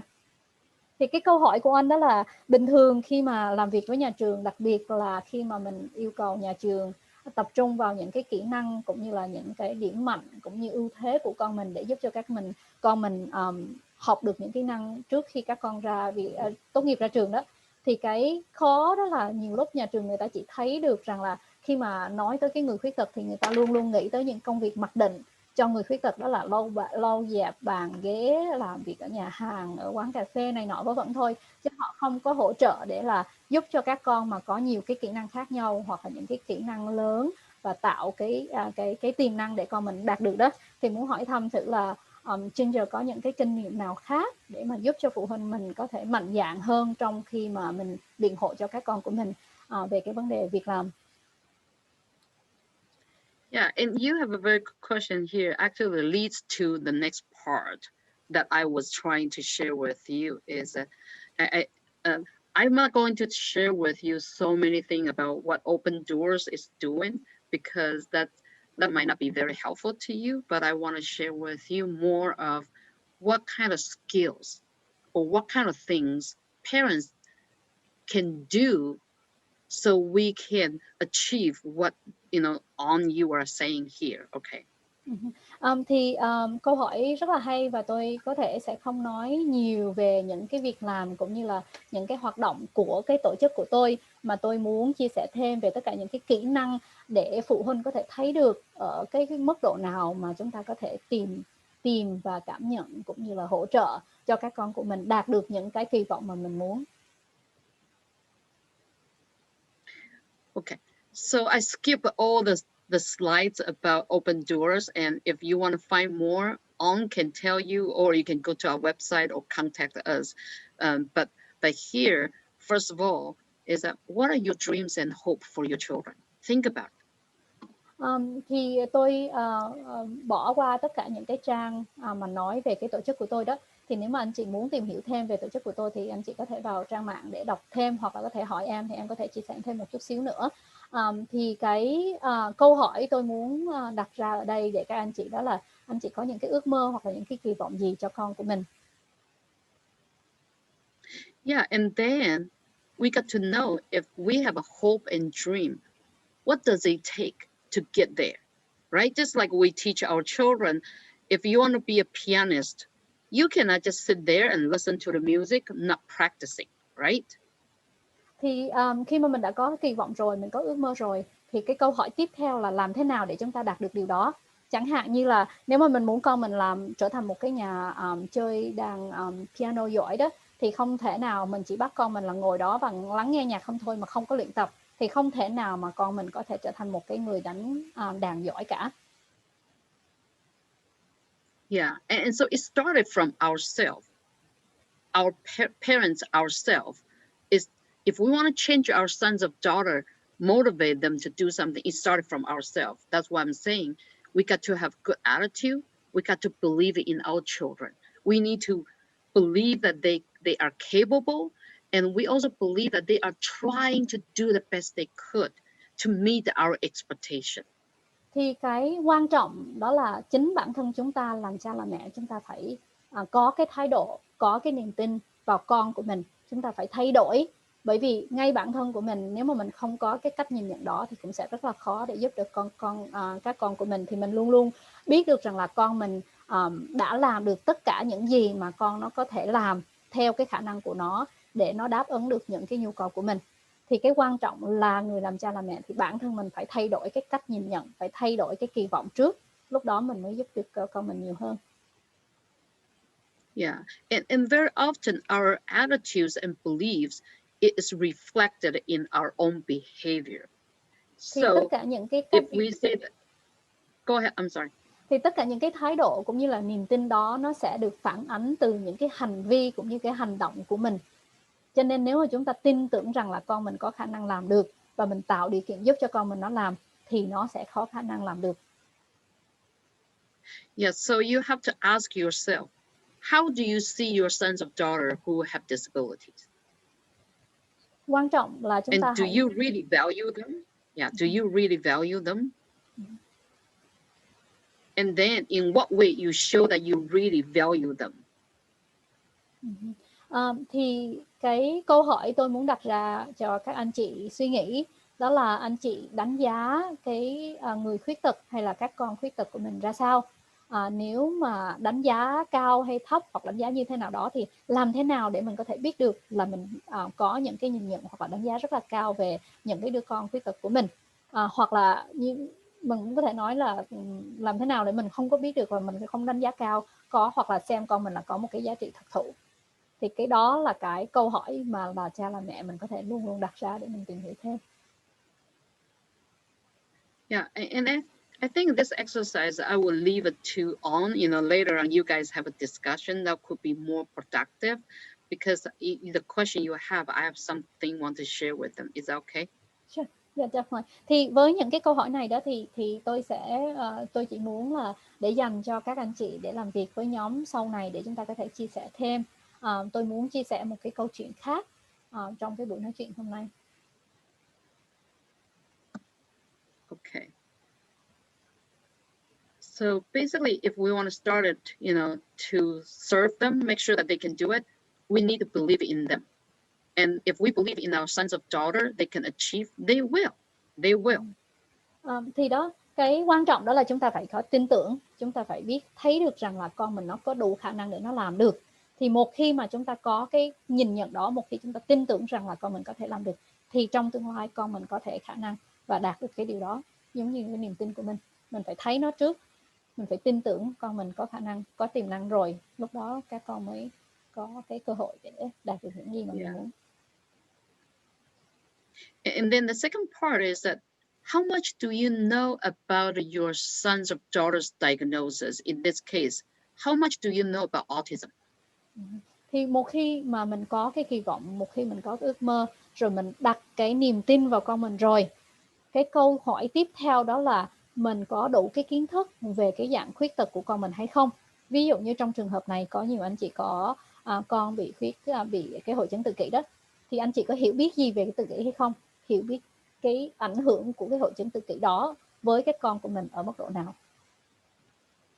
Yeah, like what are the things that people with autism needs support? Like a social communication definitely is a deficit, right? It's an area that people with autism experience challenged with. Ví dụ như là rất là nhiều em mắc hội chứng tự kỷ thì gặp nhiều cái khó khăn trong cái vấn đề giao tiếp xã hội đó. Thì liệu các con của anh chị có những cái trở ngại đó hay không? Và nếu mà có thì làm thế nào để chúng ta hỗ trợ cho các con? Yeah, and how do you communicate what works better for your sons or daughter? What kind of support system that he or she will do better to other people, like to school? So you can let them know we don't just focus on the deficit. We already know that. What we need to focus on is what else can we do to change the environment, to provide the tools or support our sons or daughter needs so they can thrive, they can do better and continue to make progress. Thì cái quan trọng ở đây muốn nhấn mạnh với các anh chị nữa, đó là chúng ta phải thấy được là con mình cần cái gì. Mình biết là khi các con có cái hội chứng như vậy thì các con có những cái khiếm khuyết rồi, nhưng mà mình không nhìn vào cái khiếm khuyết đó, nhìn vào cái điểm mạnh của con, thấy được là các con cần cái gì để mà có thể hỗ trợ cũng như là xây dựng cũng như là phát huy tất cả những cái kỹ năng con có được. Thì nhìn vào cái mặt đó chứ không có nên nhìn vào những cái tên khuyết tật của con mình hoặc là những cái khiếm khuyết của con mình, mà nhìn bằng cái điểm mạnh, cái ưu thế, cái ưu điểm của các con và dùng cái đó làm cái niềm tiêu điểm để hỗ trợ cho các con của mình, thì các con có thể đạt được nhiều cái kỹ năng tốt hơn. Yeah, so after we learn the knowledge, then we have to practice. once we practice, then we will start to gain the skills we needed. Thì như anh chị thấy ở trên cái bảng ở đây thì 3 bước. Bước trước tiên là chúng ta học ha, học để có kiến thức rồi. Thì có kiến thức đó rồi thì chúng ta phải thực hành cái kiến thức đó. Thì mỗi khi chúng ta càng thực hành càng nhiều thì cái kỹ năng chúng ta có thể có được sẽ cao hơn. Yeah, so let me give you an example. For when we, like my son, when I learned that he cannot understand what I'm saying. For example, for typical developing kids, we say, hey, get ready for school, right? It's very simple. Just say, hey, get ready for school. But for many of children with autism, we need to break it down. And so once you learn autism, kids with autism may not understand that kind of comprehensive instruction. And you learn, if you break it down, then they will be able to understand you better. Then you put it into practice, like you started with, hey, in the morning you get up, you use the pictures, brush your teeth. And then the next one, put a dress, put your clothes on. And then you go to eat your breakfast and then sit down. Something like that, right? And that's how you separate all the things step by step. Basically, one sentence, one instruction, but actually step by step. Thì một cái kinh nghiệm mà một cái ví dụ mà chúng tôi muốn chia sẻ khi mà nói về là có kiến thức rồi thực hành kiến thức đó để xây dựng kỹ năng đó. Thì khi mà chúng ta nói về các em mắc hội chứng tự kỷ đó, thì chúng ta không chỉ, ví dụ những đứa con bình thường nói tới giờ chuẩn bị để đi học, thì những cái đứa bình thường nó có thể hiểu được là chuẩn bị để đi học bao gồm tất cả những cái bước gì, là phải thay đồ, phải ăn sáng, phải này nọ. Tuy nhiên với những cái đứa con mắc hội chứng tự kỷ thì chúng ta phải chia nhỏ ra từng bước một. Nếu mà mình nói rằng là chuẩn bị đi học thì các bước cần phải có là gì, bằng cách sử dụng tất cả những cái hình ảnh, và dựa mỗi cái hình ảnh như vậy là một cái bước học mà các con có thể nhìn vào để các con biết. Chẳng hạn như bây giờ mình nói, như anh chị thấy ở trên cái list ở đây ha, cái danh sách ở đây ha, mình nói là con mình chuẩn bị đi học thì nó có rất là nhiều bước. Bước trước tiên là con phải đi vô đánh răng xong rồi phải thay đồ xong chuẩn bị cặp táp, rồi lúc đó mới đi ăn sáng, rồi mới ra xe bus chẳng hạn.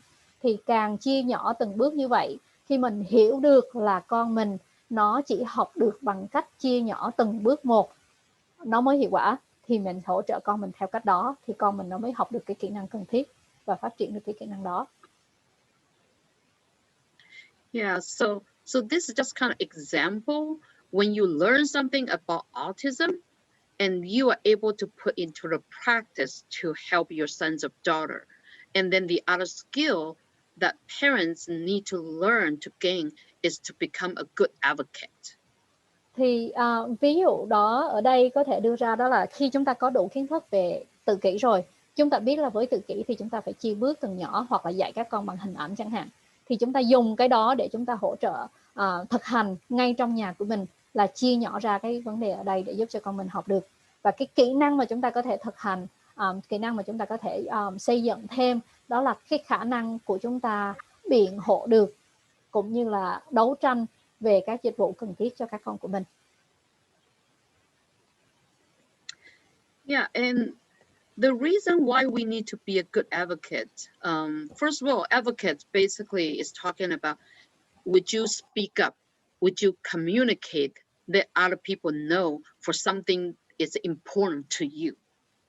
Thì khi mà nói về một cái người biện hộ tốt thì đơn thuần là chúng ta có lên tiếng hay không, chúng ta có giao tiếp hay không, chúng ta có nói cho những cái người khác biết được là cái nhu cầu của con mình là gì hay không.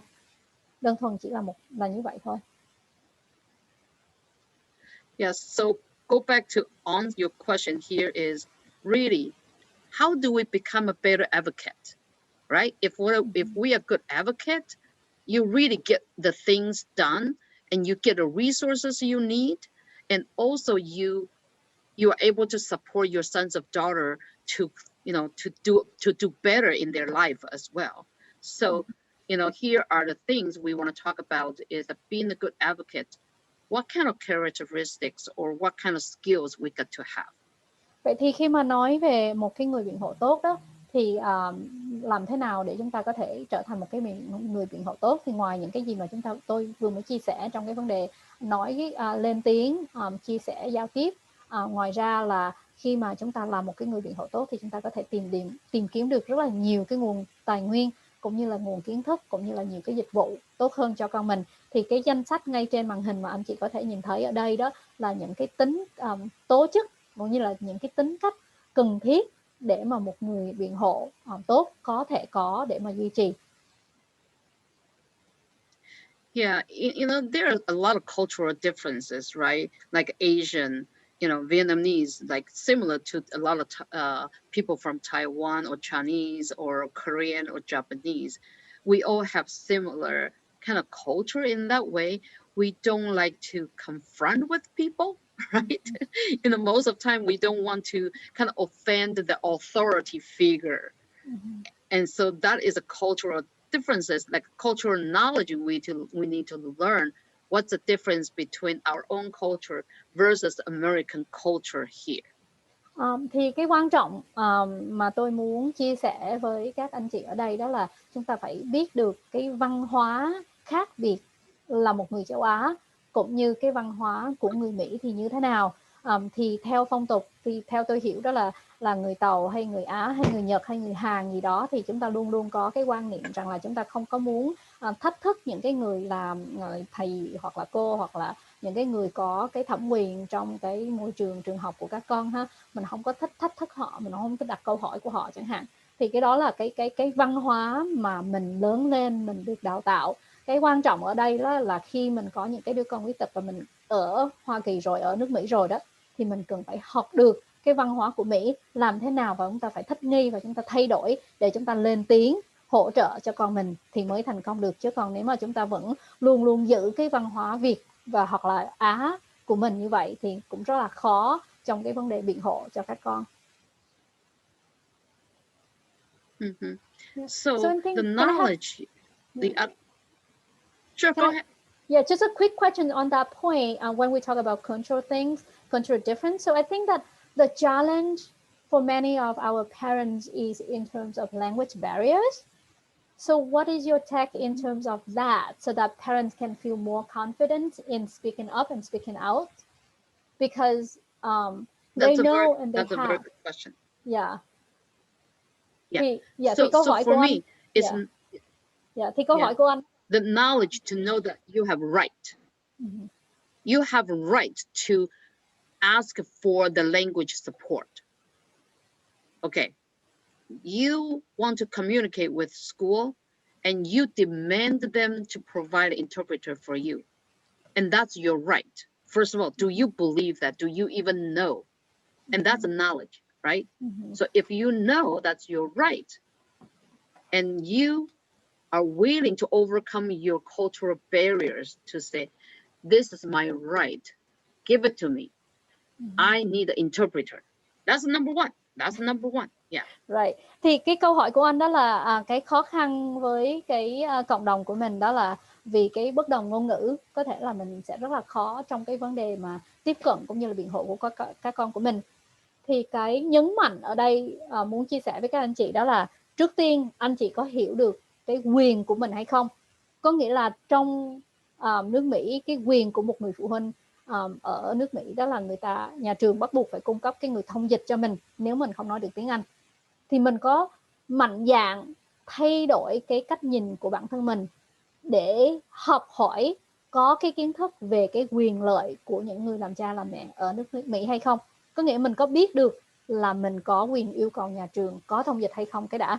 Thì khi mà mình đã nói được rồi thì mình luôn luôn mình ra đặt cái quyền lợi đó lên trên hết và yêu cầu nhà trường để mà mình có cơ hội cũng như là tiếp cận được, cũng như giao tiếp được với nhà trường. Thì cái đó là cái mà điểm mà cũng hơi khó với cái vấn đề thay đổi văn hóa. Thì tôi muốn nhấn mạnh là cái kiến thức về cái quyền lợi cũng như là cái mà những cái luật giáo dục đặc biệt hỗ trợ cho các anh chị thì anh chị cần phải biết, và biết rồi thì phải lên tiếng. Yeah, absolutely. Really, if you know that's your right, it's up to you. You have to think about, you are not doing for yourself. You are doing it for your sons or daughter, right? If you don't do it, what happened? What will happen? Ask yourself. Thì anh chị tự đặt câu hỏi cho mình, nếu mà mình biết cái đó là quyền của mình mà mình không lên tiếng đó, thì tất cả những cái liên đến lên tiếng ở đây cũng như là đặt câu hỏi đều là vì quyền lợi của các con của mình cả, chứ không phải cho ai khác. Nếu mà mình đặt câu hỏi là mình không nói lên tiếng nói của con mình không đứng ra để biện hộ cho con mình, thì chuyện gì sẽ xảy ra cho các con? Yeah, because after age of 21, they get out of school. If they don't go to work, they don't go to college, they will stay home 24 hours with you. And they go crazy, you go crazy too. Thì theo luật thì khi các con 21 tuổi đó thì các con sẽ ra trường. Mà nếu mà 21 tuổi các con ra trường mà mình không có cái hướng gì cho các con không đi học, cũng không có đi làm á, thì ở nhà 24/7 ngày đó, thì có thể là bản thân tụi nó cũng rất là bực mình. Mà bản thân anh chị làm cha làm mẹ, các anh chị cũng rất là bực mình, chịu không nổi ha. Yeah, so nobody gonna take care of your sons or daughter. No. They are still in school, it's a great thing, but after 21, you will feel miserable, I guarantee you, if you don't do something now. You think you're going to work continuously? Nope. You will end up lose your job and you're gonna stay home. And you will become depressed. Your son or daughter will become depressed. Is that what you want to think about? Thì cái quan trọng đó là you gotta take charge right now. Cái quan trọng đó là anh chị cần phải có cái nhìn nhận rõ, là anh chị có cái hướng nhìn mong muốn tương lai của các con của mình như thế nào, và tạo điều kiện ngay từ thời điểm này, ngay bây giờ để giúp cho con mình. Bởi vì nếu mà anh chị không có tạo điều kiện, không có cơ hội, giúp cơ hội cũng như là tìm những cái nguồn lực để hỗ trợ cho con mình ngay từ thời điểm này đó, thì khi đến các con 20, 21 tuổi, các con chỉ ngồi ở nhà không, thì bản thân mình cũng có thể là phải mất việc để ở nhà lo cho con mình. Thì khi mà mất việc ở nhà lo cho con mình thì bản thân mình cũng có thể bị trầm cảm, con mình cũng bị trầm cảm. Vậy thì anh chị đặt câu hỏi cho mình thử xem mình có muốn cái cuộc sống như vậy hay không. Cho nên nhấn mạnh nữa đó là chúng ta cần phải làm ngay từ thời điểm này, giúp cho con mình ngay từ bây giờ. And you still have time. Your sons or daughter are still in school. You still have time. And I want to share with you another Vietnamese families that I served before. And this family, their daughter was really capable in school, and the teacher said that we want to prepare her to go to work. And the family said, nope, we will just take her back to Vietnam to go to see her auntie who is a nun, pray for her, then she will be okay. And she has autism, she will be okay. And we said that, okay, that's your choice. But if you lose the opportunity now, your daughter won't be able to get trained to go to work once he graduates from school. And they didn't take our offer. So they left. They went back to Vietnam after they graduated. And then 2 months later, they came back and then called us, we want job. We want a job. But it was too late. Thì tôi muốn chia sẻ chút xíu với anh chị về một câu chuyện của một cái người Việt tham gia trong cái chương trình, trong cái tổ chức của tôi ha. Thì gia đình này có một cô con gái cũng bị khuyết tật, nhưng mà cô có nhiều khả năng để đi làm nếu mà chúng ta tạo cơ hội. Thì khi mà làm việc với chúng tôi thì chúng tôi nói chuyện với gia đình, nói chuyện với ba mẹ và nói rằng là chúng ta cần phải tạo điều kiện dạy cho các con có kỹ năng, bởi vì con có thể đi làm được.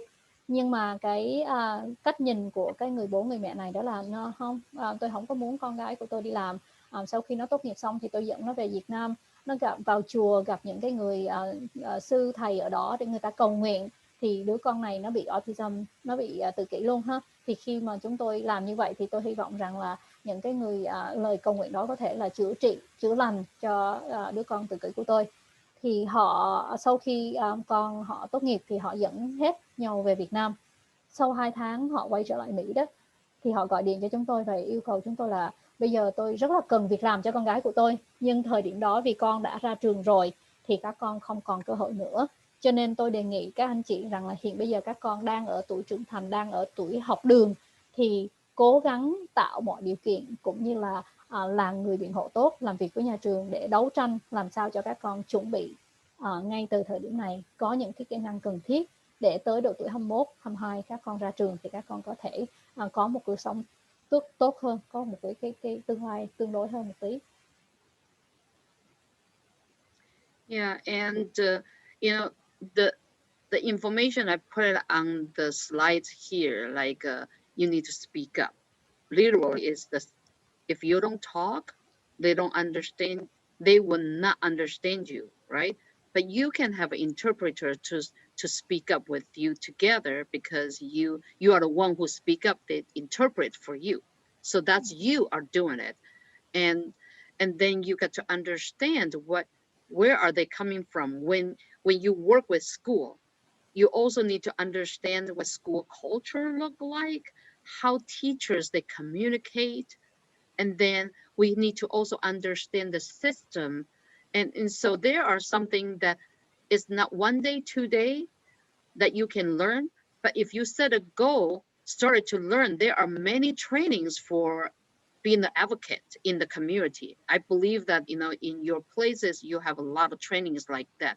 So take those trainings and to understand how you can become a better advocate that will benefit your sons of daughter in the long run, because developmental disabilities is a lifelong issue. Autism does not go away until we finish this life on this earth. Thì như cái danh sách ở trên cái màn hình mà anh chị thấy đó, thì cái quan trọng mà tôi muốn nhấn mạnh ở đây là anh chị cần phải lên tiếng, anh chị phải lên cái tiếng nói của mình, và anh chị yêu cầu người thông dịch để người ta có thể nói thêm cho mình. Anh chị phải lên tiếng thì người ta mới biết được là anh chị cần cái gì, các con của anh chị cần cái gì. Chứ còn nếu mà anh chị không lên tiếng, anh chị không có nói thì không có ai hỗ trợ cho mình gì cả. Cái thứ hai nữa là quan trọng là anh chị phải hiểu cái hệ thống nó làm việc như thế nào. Phải biết được là những cái người đến từ bên trường học, những người thầy cô giáo đó thì họ từ đâu, họ tiếp xúc như thế nào. Mình phải biết cái hệ thống đó làm việc ra sao thì mình mới vận hành cùng với nó được. Cái thứ ba nữa là mình phải học để có thể trở thành những cái người biện hộ tốt. Tôi biết là ở ban của anh chị phải có rất là nhiều cái lớp học đó, thì nên lấy cái cơ hội để tìm hiểu và để học hỏi để có thể trở thành những cái người biện hộ. Bởi vì làm cha làm mẹ thì chỉ có chính anh chị là cái người có thể thay đổi cuộc đời của con mình thôi. Yeah, and at Open Doors right now, we actually have just finished a curriculum, like 36 hours training curriculum for parents to become a strong advocate. And Susan Yuan, she is the one who worked with us together to develop the curriculum. So eventually we will also, want to translate into Vietnamese. If that's something you're interested, we will work with you and you can translate into Vietnamese, together, and for your group, that you can learn how to deliver the training for your group as well, if that's something that you are interested. Yeah. We just started to do the training right now. Yeah, I'm part of that. So you are? I am. Oh, you did? You are part of the training? Yeah. I mean, as cool. both as an observer and participant, so that I can see whether or not that can be really? adapted for my community. Yeah. Okay. Yeah. Well. Thì tôi muốn chia sẻ với anh chị đó là ở tổ chức của tôi thì hiện bây giờ chúng tôi có làm việc với giáo sư Susan John đó, thì cô cũng đã nói chuyện với anh chị cả đến với nhóm của mình một lần rồi đó, thì không biết là anh chị còn nhớ hay không. Thì hiện bây giờ là bà làm việc với tổ chức của chúng tôi để có một cái lớp học giúp cho các phụ huynh của mình có thể trở thành những cái người biện hộ tốt. Thì chúng tôi hy vọng rằng là sau thời gian, cái lớp này là lớp đầu tiên mất khoảng chừng 36 giờ học, thì sau khi thành công thì tôi sẽ đánh giá để xem thử là nếu mà có thể thích nghi cũng như là dịch thuật trở lại để phù hợp với cái cộng đồng Việt á, thì có thể là chúng ta sẽ làm việc với cổ để hỗ trợ cho nhóm của mình ha. Yeah, so I'm glad you were part of it. Yeah. Hope you like it so far. Yeah, so far it's good. I know the parent I talked with, she was very excited. Yeah, she really definitely. excited. Yeah. And so here, so basically, if we have a better skill, then we can also bring a better relationship. And usually it's a relationship that we build together to make things work. It's not so much using the law, really. It's when it's building that relationship with trust, then we can move things together. Yeah. Thì cái vấn đề chính ở đây đó là chúng ta cần tạo những cái kỹ năng. Sau khi có kỹ năng rồi thì chúng ta tạo những cái mối quan hệ cũng như tạo những cái niềm tin Bởi vì có thể là trong cái chương trình giáo dục đặc biệt cũng như là những cái mối quan hệ mà chúng ta làm việc với nhà trường đó, có thể là nó không nhất thiết là phải tuân thủ nhất theo luật, nhưng mà nếu chúng ta có những cái mối quan hệ tốt với nhà trường và thầy cô giáo đó thì chúng ta có thể di chuyển cũng như là chuyển đổi cái tình huống theo cái hướng tốt hơn cho các con của mình. Yeah, so overall, it really our journey with our sons of daughters started with this vision. What do you see that he or she can accomplish, or what do you think will be the best situation for him? And if we can visualize it, then we can start to build the things that's needed to get to accomplish the vision, or to really paint the vision for our sons of daughters together. Yeah. Thì cái And there is a tool that I want to share with you. Yeah. Thì cái hành trình ở đây cũng như cái viễn ảnh ở đây đó là chúng ta hãy tô điểm ra xem thử là cái gì sẽ tốt nhất cho các con của mình. Rồi khi mà chúng ta có một cái bức tranh trừu tượng đó, cái bức tranh tốt như vậy đó, thì chúng ta sẽ tìm hiểu tất cả những cái kỹ năng cũng như là tìm kiếm tất cả những cái nguồn lực để hỗ trợ cho các con của mình. Thì có nhiều cái công cụ khác nhau mà tôi sẽ chia sẻ với các anh chị ngay bây giờ. Yeah, so the tool I want to introduce to you on is very familiar. This is called a person-centered plan. Thì một cái công cụ mà tôi muốn chia sẻ đó là một cái vấn đề gọi là lập kế hoạch tập trung vào cái bản thân cá nhân đó.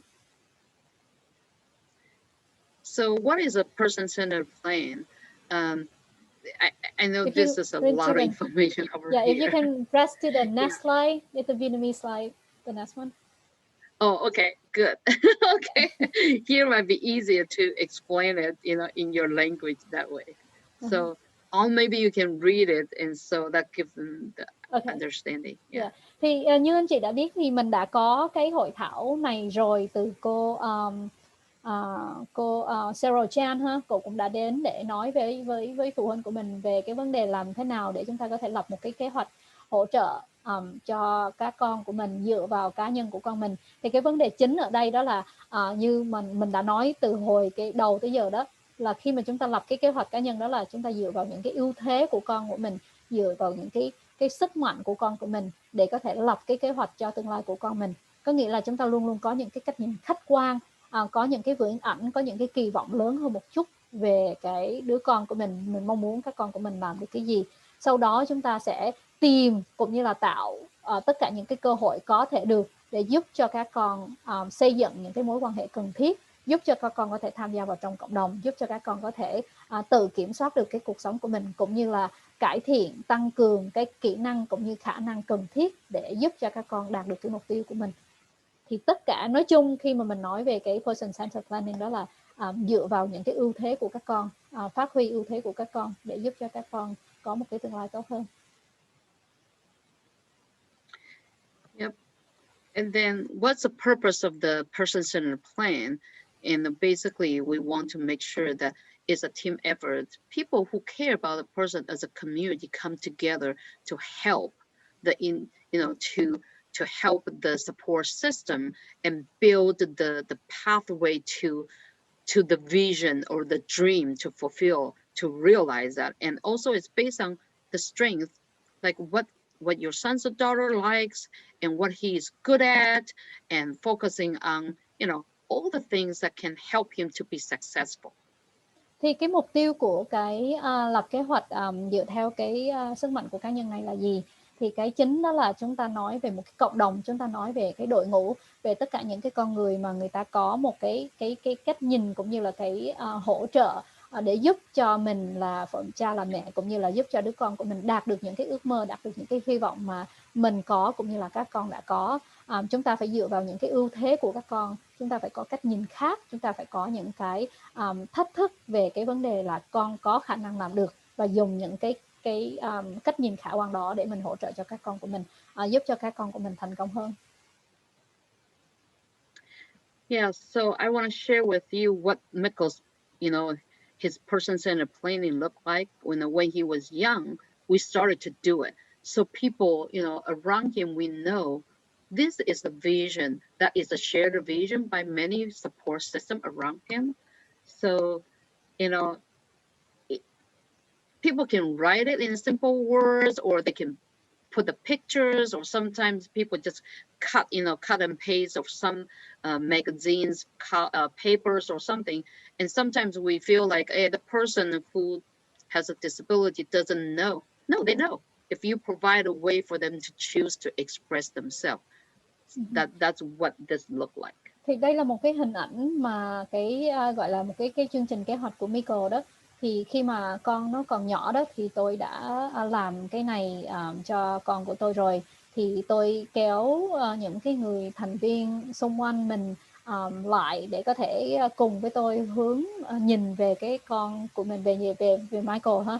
Thì có nhiều cái cách làm khác nhau, có thể là vẽ, có thể là viết một từ, có thể là cắt báo dán lên. Thì tất cả những cái kỳ vọng cũng như là tất cả những cái ưu thế thì chúng ta có thể đưa ra để giúp cho các con của mình. Thì bình thường thì mình hay có cái tâm lý nói là các con không nói được, các con bị khuyết tật thì các con không có hiểu. Nhưng thực tế là chính bản thân mình phải tạo điều kiện để có con mình nó có thể diễn đạt được bằng hình ảnh, bằng viết, bằng bất cứ cái gì. Thì chính mình phải nghĩ tới cái điều đó và mình tạo ra điều kiện để các con của mình có cơ hội phát huy cũng như là diễn đạt được những cái ý tưởng của con mình đó. Thì đây là những cái hình ảnh của cái kế hoạch mà của Michael đã được làm khi mà con nó còn nhỏ. Yeah, and I think if you just look at the picture here, you start to see like, who is Michael, right? You say, who am I? And this is a person, he loves spicy Cheetos, right? And he loves ice cream cookies, and he loves spicy noodles again. And like, you know what other things he likes to do? He skates, right? He swims, he bowls, and he skis, and he likes to play toys, right? And these are all the things that shows who this person is. Thì go ahead. Yeah. Thì như anh chị thấy trên cái hình ảnh này đó, thì khi mà nhìn vào cái bức tranh này thì chúng ta có thể thấy được rằng cháu Michael là một người gọi là ai, đúng không? Thì nhìn vào thì cháu thích cháu thích ăn cái snack, cái loại snack mà cây đó, rồi cháu thích ăn mì cây, cháu thích ăn bún cây. Những cái sở thích mà cháu chơi thì cháu thích đi trượt tuyết, rồi trượt băng, bơi lội, bowling, cháu thích chơi đồ chơi này nọ đó. Thì khi mình nhìn vào một cái kế hoạch như thế này thì chúng ta biết ngay được là đó là một cái đứa bé như thế nào. Yeah, and then you see that here, like the things that will work for him, like see that we always want to focus on what makes him work or what he works the best. Like if, for example, here he was in school, right? I think he probably about 6 or 7 during that time. Like, so if we take a break, right? Take breaks when he needed, and that will work for him. And to have a peaceful environment that is calm, and also he feel respected, and the people need to be patient with him. Thì cái bên tay phải của các anh chị đó là cái bức tranh toàn ảnh về anh Michael là ai. Cái bức tranh bên tay trái mà cổ vừa mới giải thích đó là nó sẽ tập trung vào những cái chiến thuật cũng như là những cái phương cách để giúp cho cái anh Michael có thể thích nghi trong cái môi trường trường học. Thì cái kế hoạch này làm khi mà các con của anh Michael còn nhỏ, 6 hoặc là 7 tuổi gì đó, em đang đi học đó. Thì ở đây anh chị có thể thấy đó là cháu cần nghỉ ngơi nè, cháu cần có một cái môi trường yên bình, không có ồn ào quá. Thì đó là những cái mà chúng ta liệt kê ra để tất cả những cái người xung quanh khi người ta làm việc với con thì người ta có thể biết được làm thế nào để chúng ta có thể đối diện với Michael và giúp Michael thành công. Yeah, so basically you see that when people come together, they can talk about what he does best and how to make it work for him, right? And that's why you gather a lot of people's perspective, maybe siblings, maybe teachers, maybe their aunts or uncles, or in the community that you go to, shopping, that people really like him and they are interested to provide some feedback. And this is a great opportunity to engage more people in the community who care about, your son or daughters. Yeah. Cho nên là khi mà chúng ta tổ chức tất cả những mọi người lại với nhau đó, thì mỗi người mỗi ý tưởng, mỗi người có một cái cách nhìn khác nhau, thì người ta có thể đóng góp thêm những ý kiến để có cái cách nhìn cũng như là có những cái phương thức hỗ trợ cho con mình nhiều hơn. Có thể là ví dụ như mời anh chị em, cô dì chú bác, hoặc là ngay cả những cái người trong cộng đồng khi mà các con đi chợ đi búa này nọ, mà những cái người mà rất là thích con mình chẳng hạn, thấy được con mình có những cái tiềm năng chẳng hạn, thì đây cũng là cơ hội để chúng ta mời tất cả những cái người làm quen đó vào để xây dựng một cái cộng đồng, hay là mình nói cái ngôi làng lớn mạnh hơn để giúp cho con mình có nhiều cái cơ hội hơn. Yeah, and see over here on these, these are butcher paper, just only one like poster, butcher paper that we are able to say, like, for example, Mikkel's gifts and talents.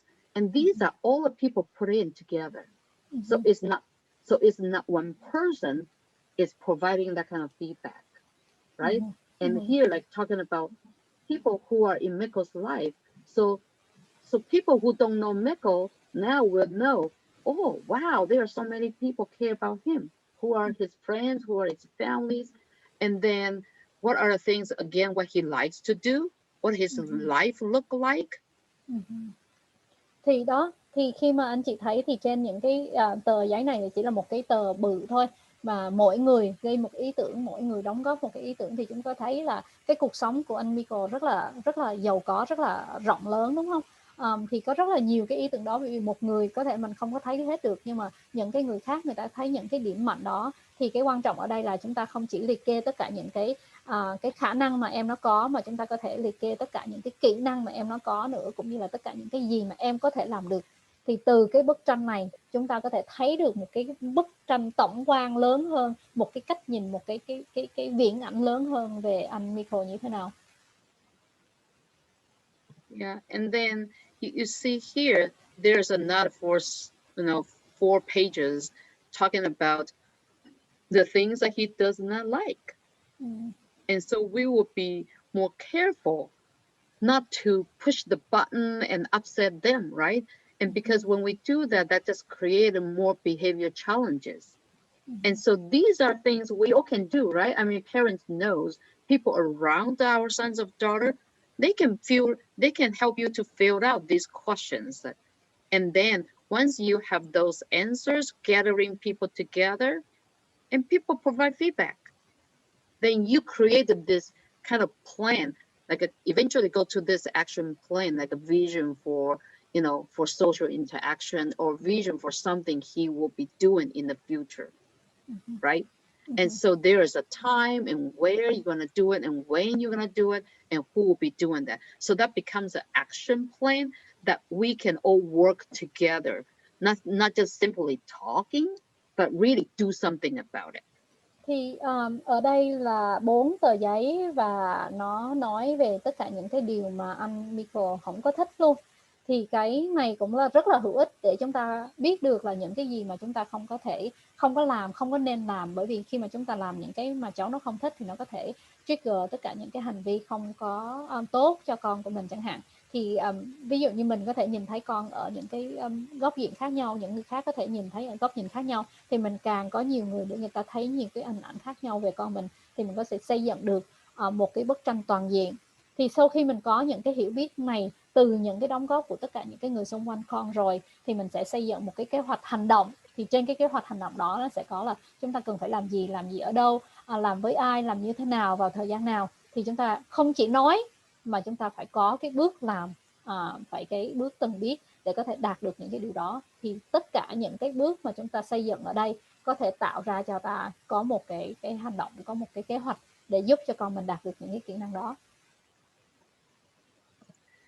Yeah, our children have a lot of talents and they have a lot of gifts, but they may just open up their gifts at a different time, maybe a little bit later, and maybe a little bit sooner, or maybe during the time we don't expect them.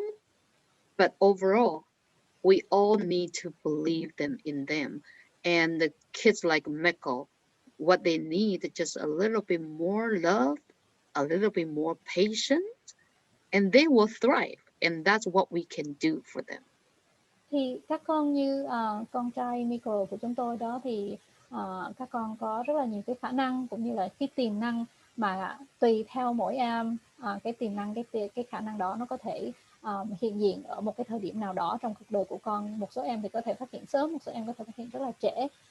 Cái chính ở đây là những gì mà chúng ta có thể làm được đó là chúng ta có những cái tình yêu thương cũng như là kiên nhẫn một chút xíu. Thì khi chúng ta tạo cái môi trường thương yêu như vậy thì các con cũng có thể phát triển theo cái khả năng của mình. Yeah, so we just have to put ourselves into their shoes and look beyond their limitation and also love them and care about them. And if we really truly love them and let them know that we believe in them, they will thrive. And that's what I can leave with you today. Thì trước khi kết thúc thì một cái điều mà tôi muốn nhắc nhở cũng như là gửi lại, hoặc là một cái bài học mà dành cho các anh chị, đó là chúng ta hãy đặt mình vào bản thân của các con của mình. Chúng ta hãy cố gắng nhìn xa ra một chút xíu, đừng có nhìn vào những cái giới hạn cũng như những cái khuyết điểm của các con, mà nhìn vào những cái ưu thế, những cái tiềm năng, rồi dựa vào cái đó để chúng ta có thể phát triển những cái khả năng cũng như cái năng khiếu của mình có được. Chúng ta phải thương yêu con mình nhiều hơn, chúng ta phải cố gắng giúp đỡ và tạo cái cơ hội cho con của mình nhiều hơn. Thì đó là một cái lời nhắn nhủ mà tôi muốn chia sẻ cho các anh chị tối hôm nay. Thank you so much, Ginger. That's awesome. Yes, you are welcome. Thank you so much for giving me the opportunity to get to meet you guys. And thank you for, asking questions and sharing your family life with me. Thank you. Dạ, thì tôi cũng rất là cảm ơn anh chị đã đặt câu hỏi, cũng như là các anh chị đã tham gia lắng nghe cái câu chuyện kể về cái hành trình của tôi. Thì nếu mà anh chị có câu hỏi gì thắc mắc thì anh chị có thể trả lời, cũng thể đặt câu hỏi thêm ha. Tôi rất là cảm ơn là cho tôi có cái cơ hội này để được biết các anh chị cũng như là chia sẻ với các anh chị trong tối hôm nay. Thank you so much, Ginger. Thank you so much for sharing. We learn a You're lot. welcome. Well, on did the most work. Thank you all. Yeah. Thank you so much, Ginger. I know that we over time. So is it possible we just have one question? Sure. If any. Yeah. Dạ, mình cũng tới giờ rồi đó, nhưng mà muốn hỏi thăm, không biết là anh chị nào có cái câu hỏi nào thắc mắc trước khi chúng ta chào cho cô Ginger không? Yes, I do. Yeah, okay. Go ahead. Talking about vision. So what's your vision about him getting married and have a family? For him, I am thinking about relationship instead of marriage. There are things that I don't think marriage is for him, but to have a healthy relationship with family members, to have people who love him, that would be more appropriate for him, because there are things that it would not be possible for him to do, at the same time won't be possible for other people to enter a marriage in that kind of relationship. But to have a meaningful relationship that is caring for each other and that people love him, he cares about others, he loves others, that would be appropriate for him. He does not even like to be hugged, right? Put it that way. Thì cái câu hỏi ở đây đó là một cái viễn ảnh. Vậy thì cái viễn ảnh mà mình có thể đặt ra đó là con của mình có thể lớn lên, trưởng thành và có thể có gia đình ha. Thì không biết là cái viễn ảnh đó bà có cho anh con trai của mình hay không? Thì câu trả lời hiện bây giờ đó là với Michael, có thể là cái mục tiêu của chúng tôi sẽ xây dựng để em nó có những cái mối quan hệ tốt với những người khác. Chứ tôi không có nghĩ rằng là cháu nó có thể có được một cái gia đình, bởi vì có rất là nhiều cái kỹ năng khi mà xây dựng gia đình mà tôi nghĩ rằng là con trai của tôi có thể sẽ không có được. Nhưng nếu mà chúng ta có thể hướng để giúp cho con mình có những cái mối quan hệ có ý nghĩa, những cái mối quan hệ với những cái người mà có những cái người tốt, đối xử với con của họ, đối xử với anh Michael một cách tôn trọng, thì cái đó cũng là một cái viễn ảnh mà chúng tôi có thể đạt được, chúng tôi mong muốn được cho anh Michael của chúng tôi. Chứ còn thực sự để mà con có lập gia đình thì sẽ rất là khó, bởi vì có thể có nhiều cái trách nhiệm mà anh Michael của chúng tôi có thể sẽ không làm được. Yeah, but for you, might be different. If your sons or daughter craving and want to have a marriage, and they talk about that, you can even talk about this with your sons or daughter to begin with. What kind of relationship you want to have, right? And if they can articulate it to you, and you might be surprised what they talk about marriage might be different than what they are thinking.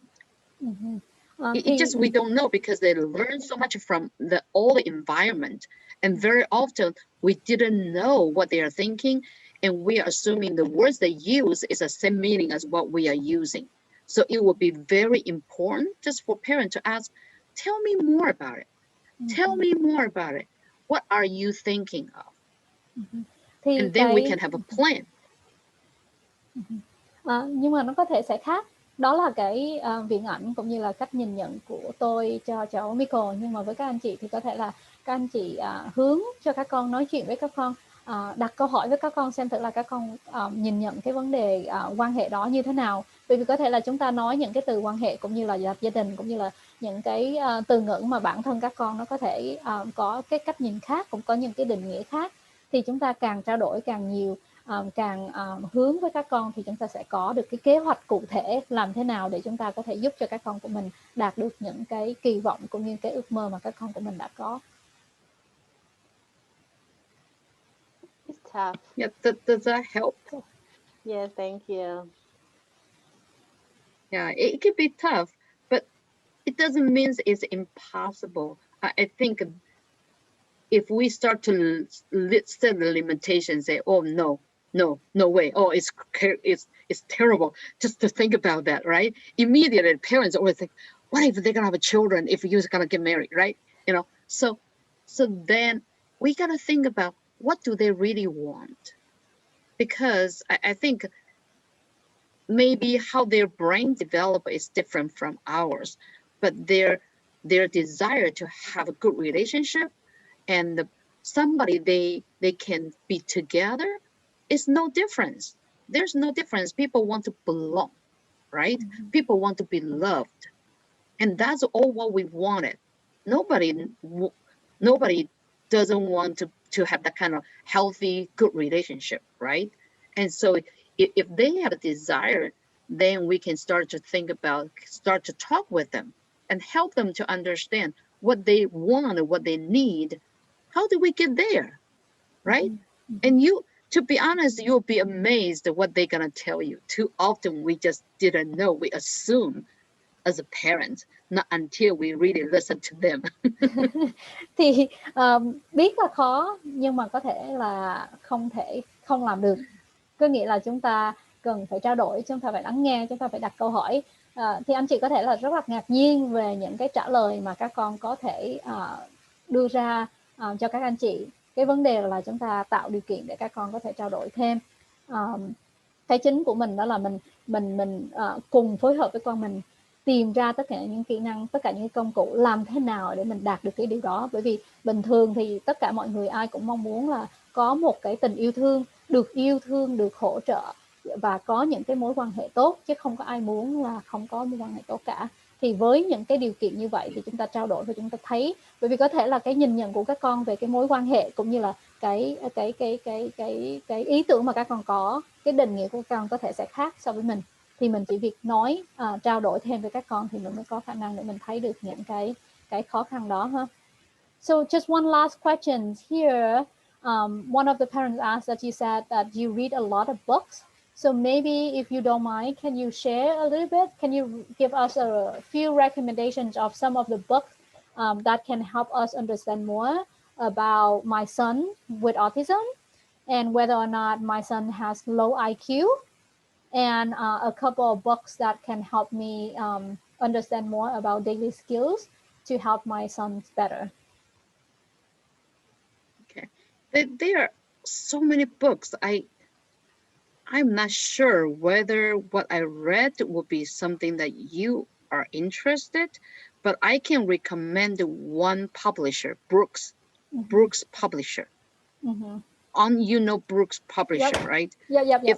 If people, if you get to that website, then you will see so many different books, because the books I read about like the kids I know, You know, that autism kids who is perfect, who is wonderful. Or I read the book like Temple Grandin talking about her own experiences, right?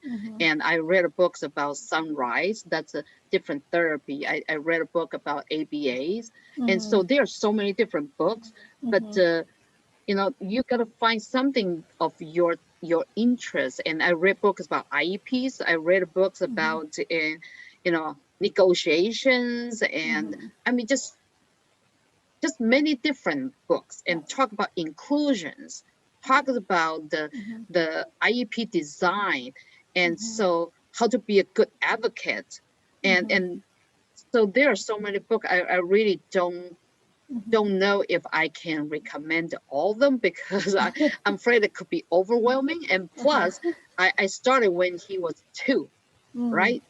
And so now the book I'm reading is more regarding to open doors. Right. Thì So if you can, tôi nghĩ là cái tốt nhất mà tôi có thể đề xuất đó là anh chị có thể theo cái nhà xuất bản gọi là Brook.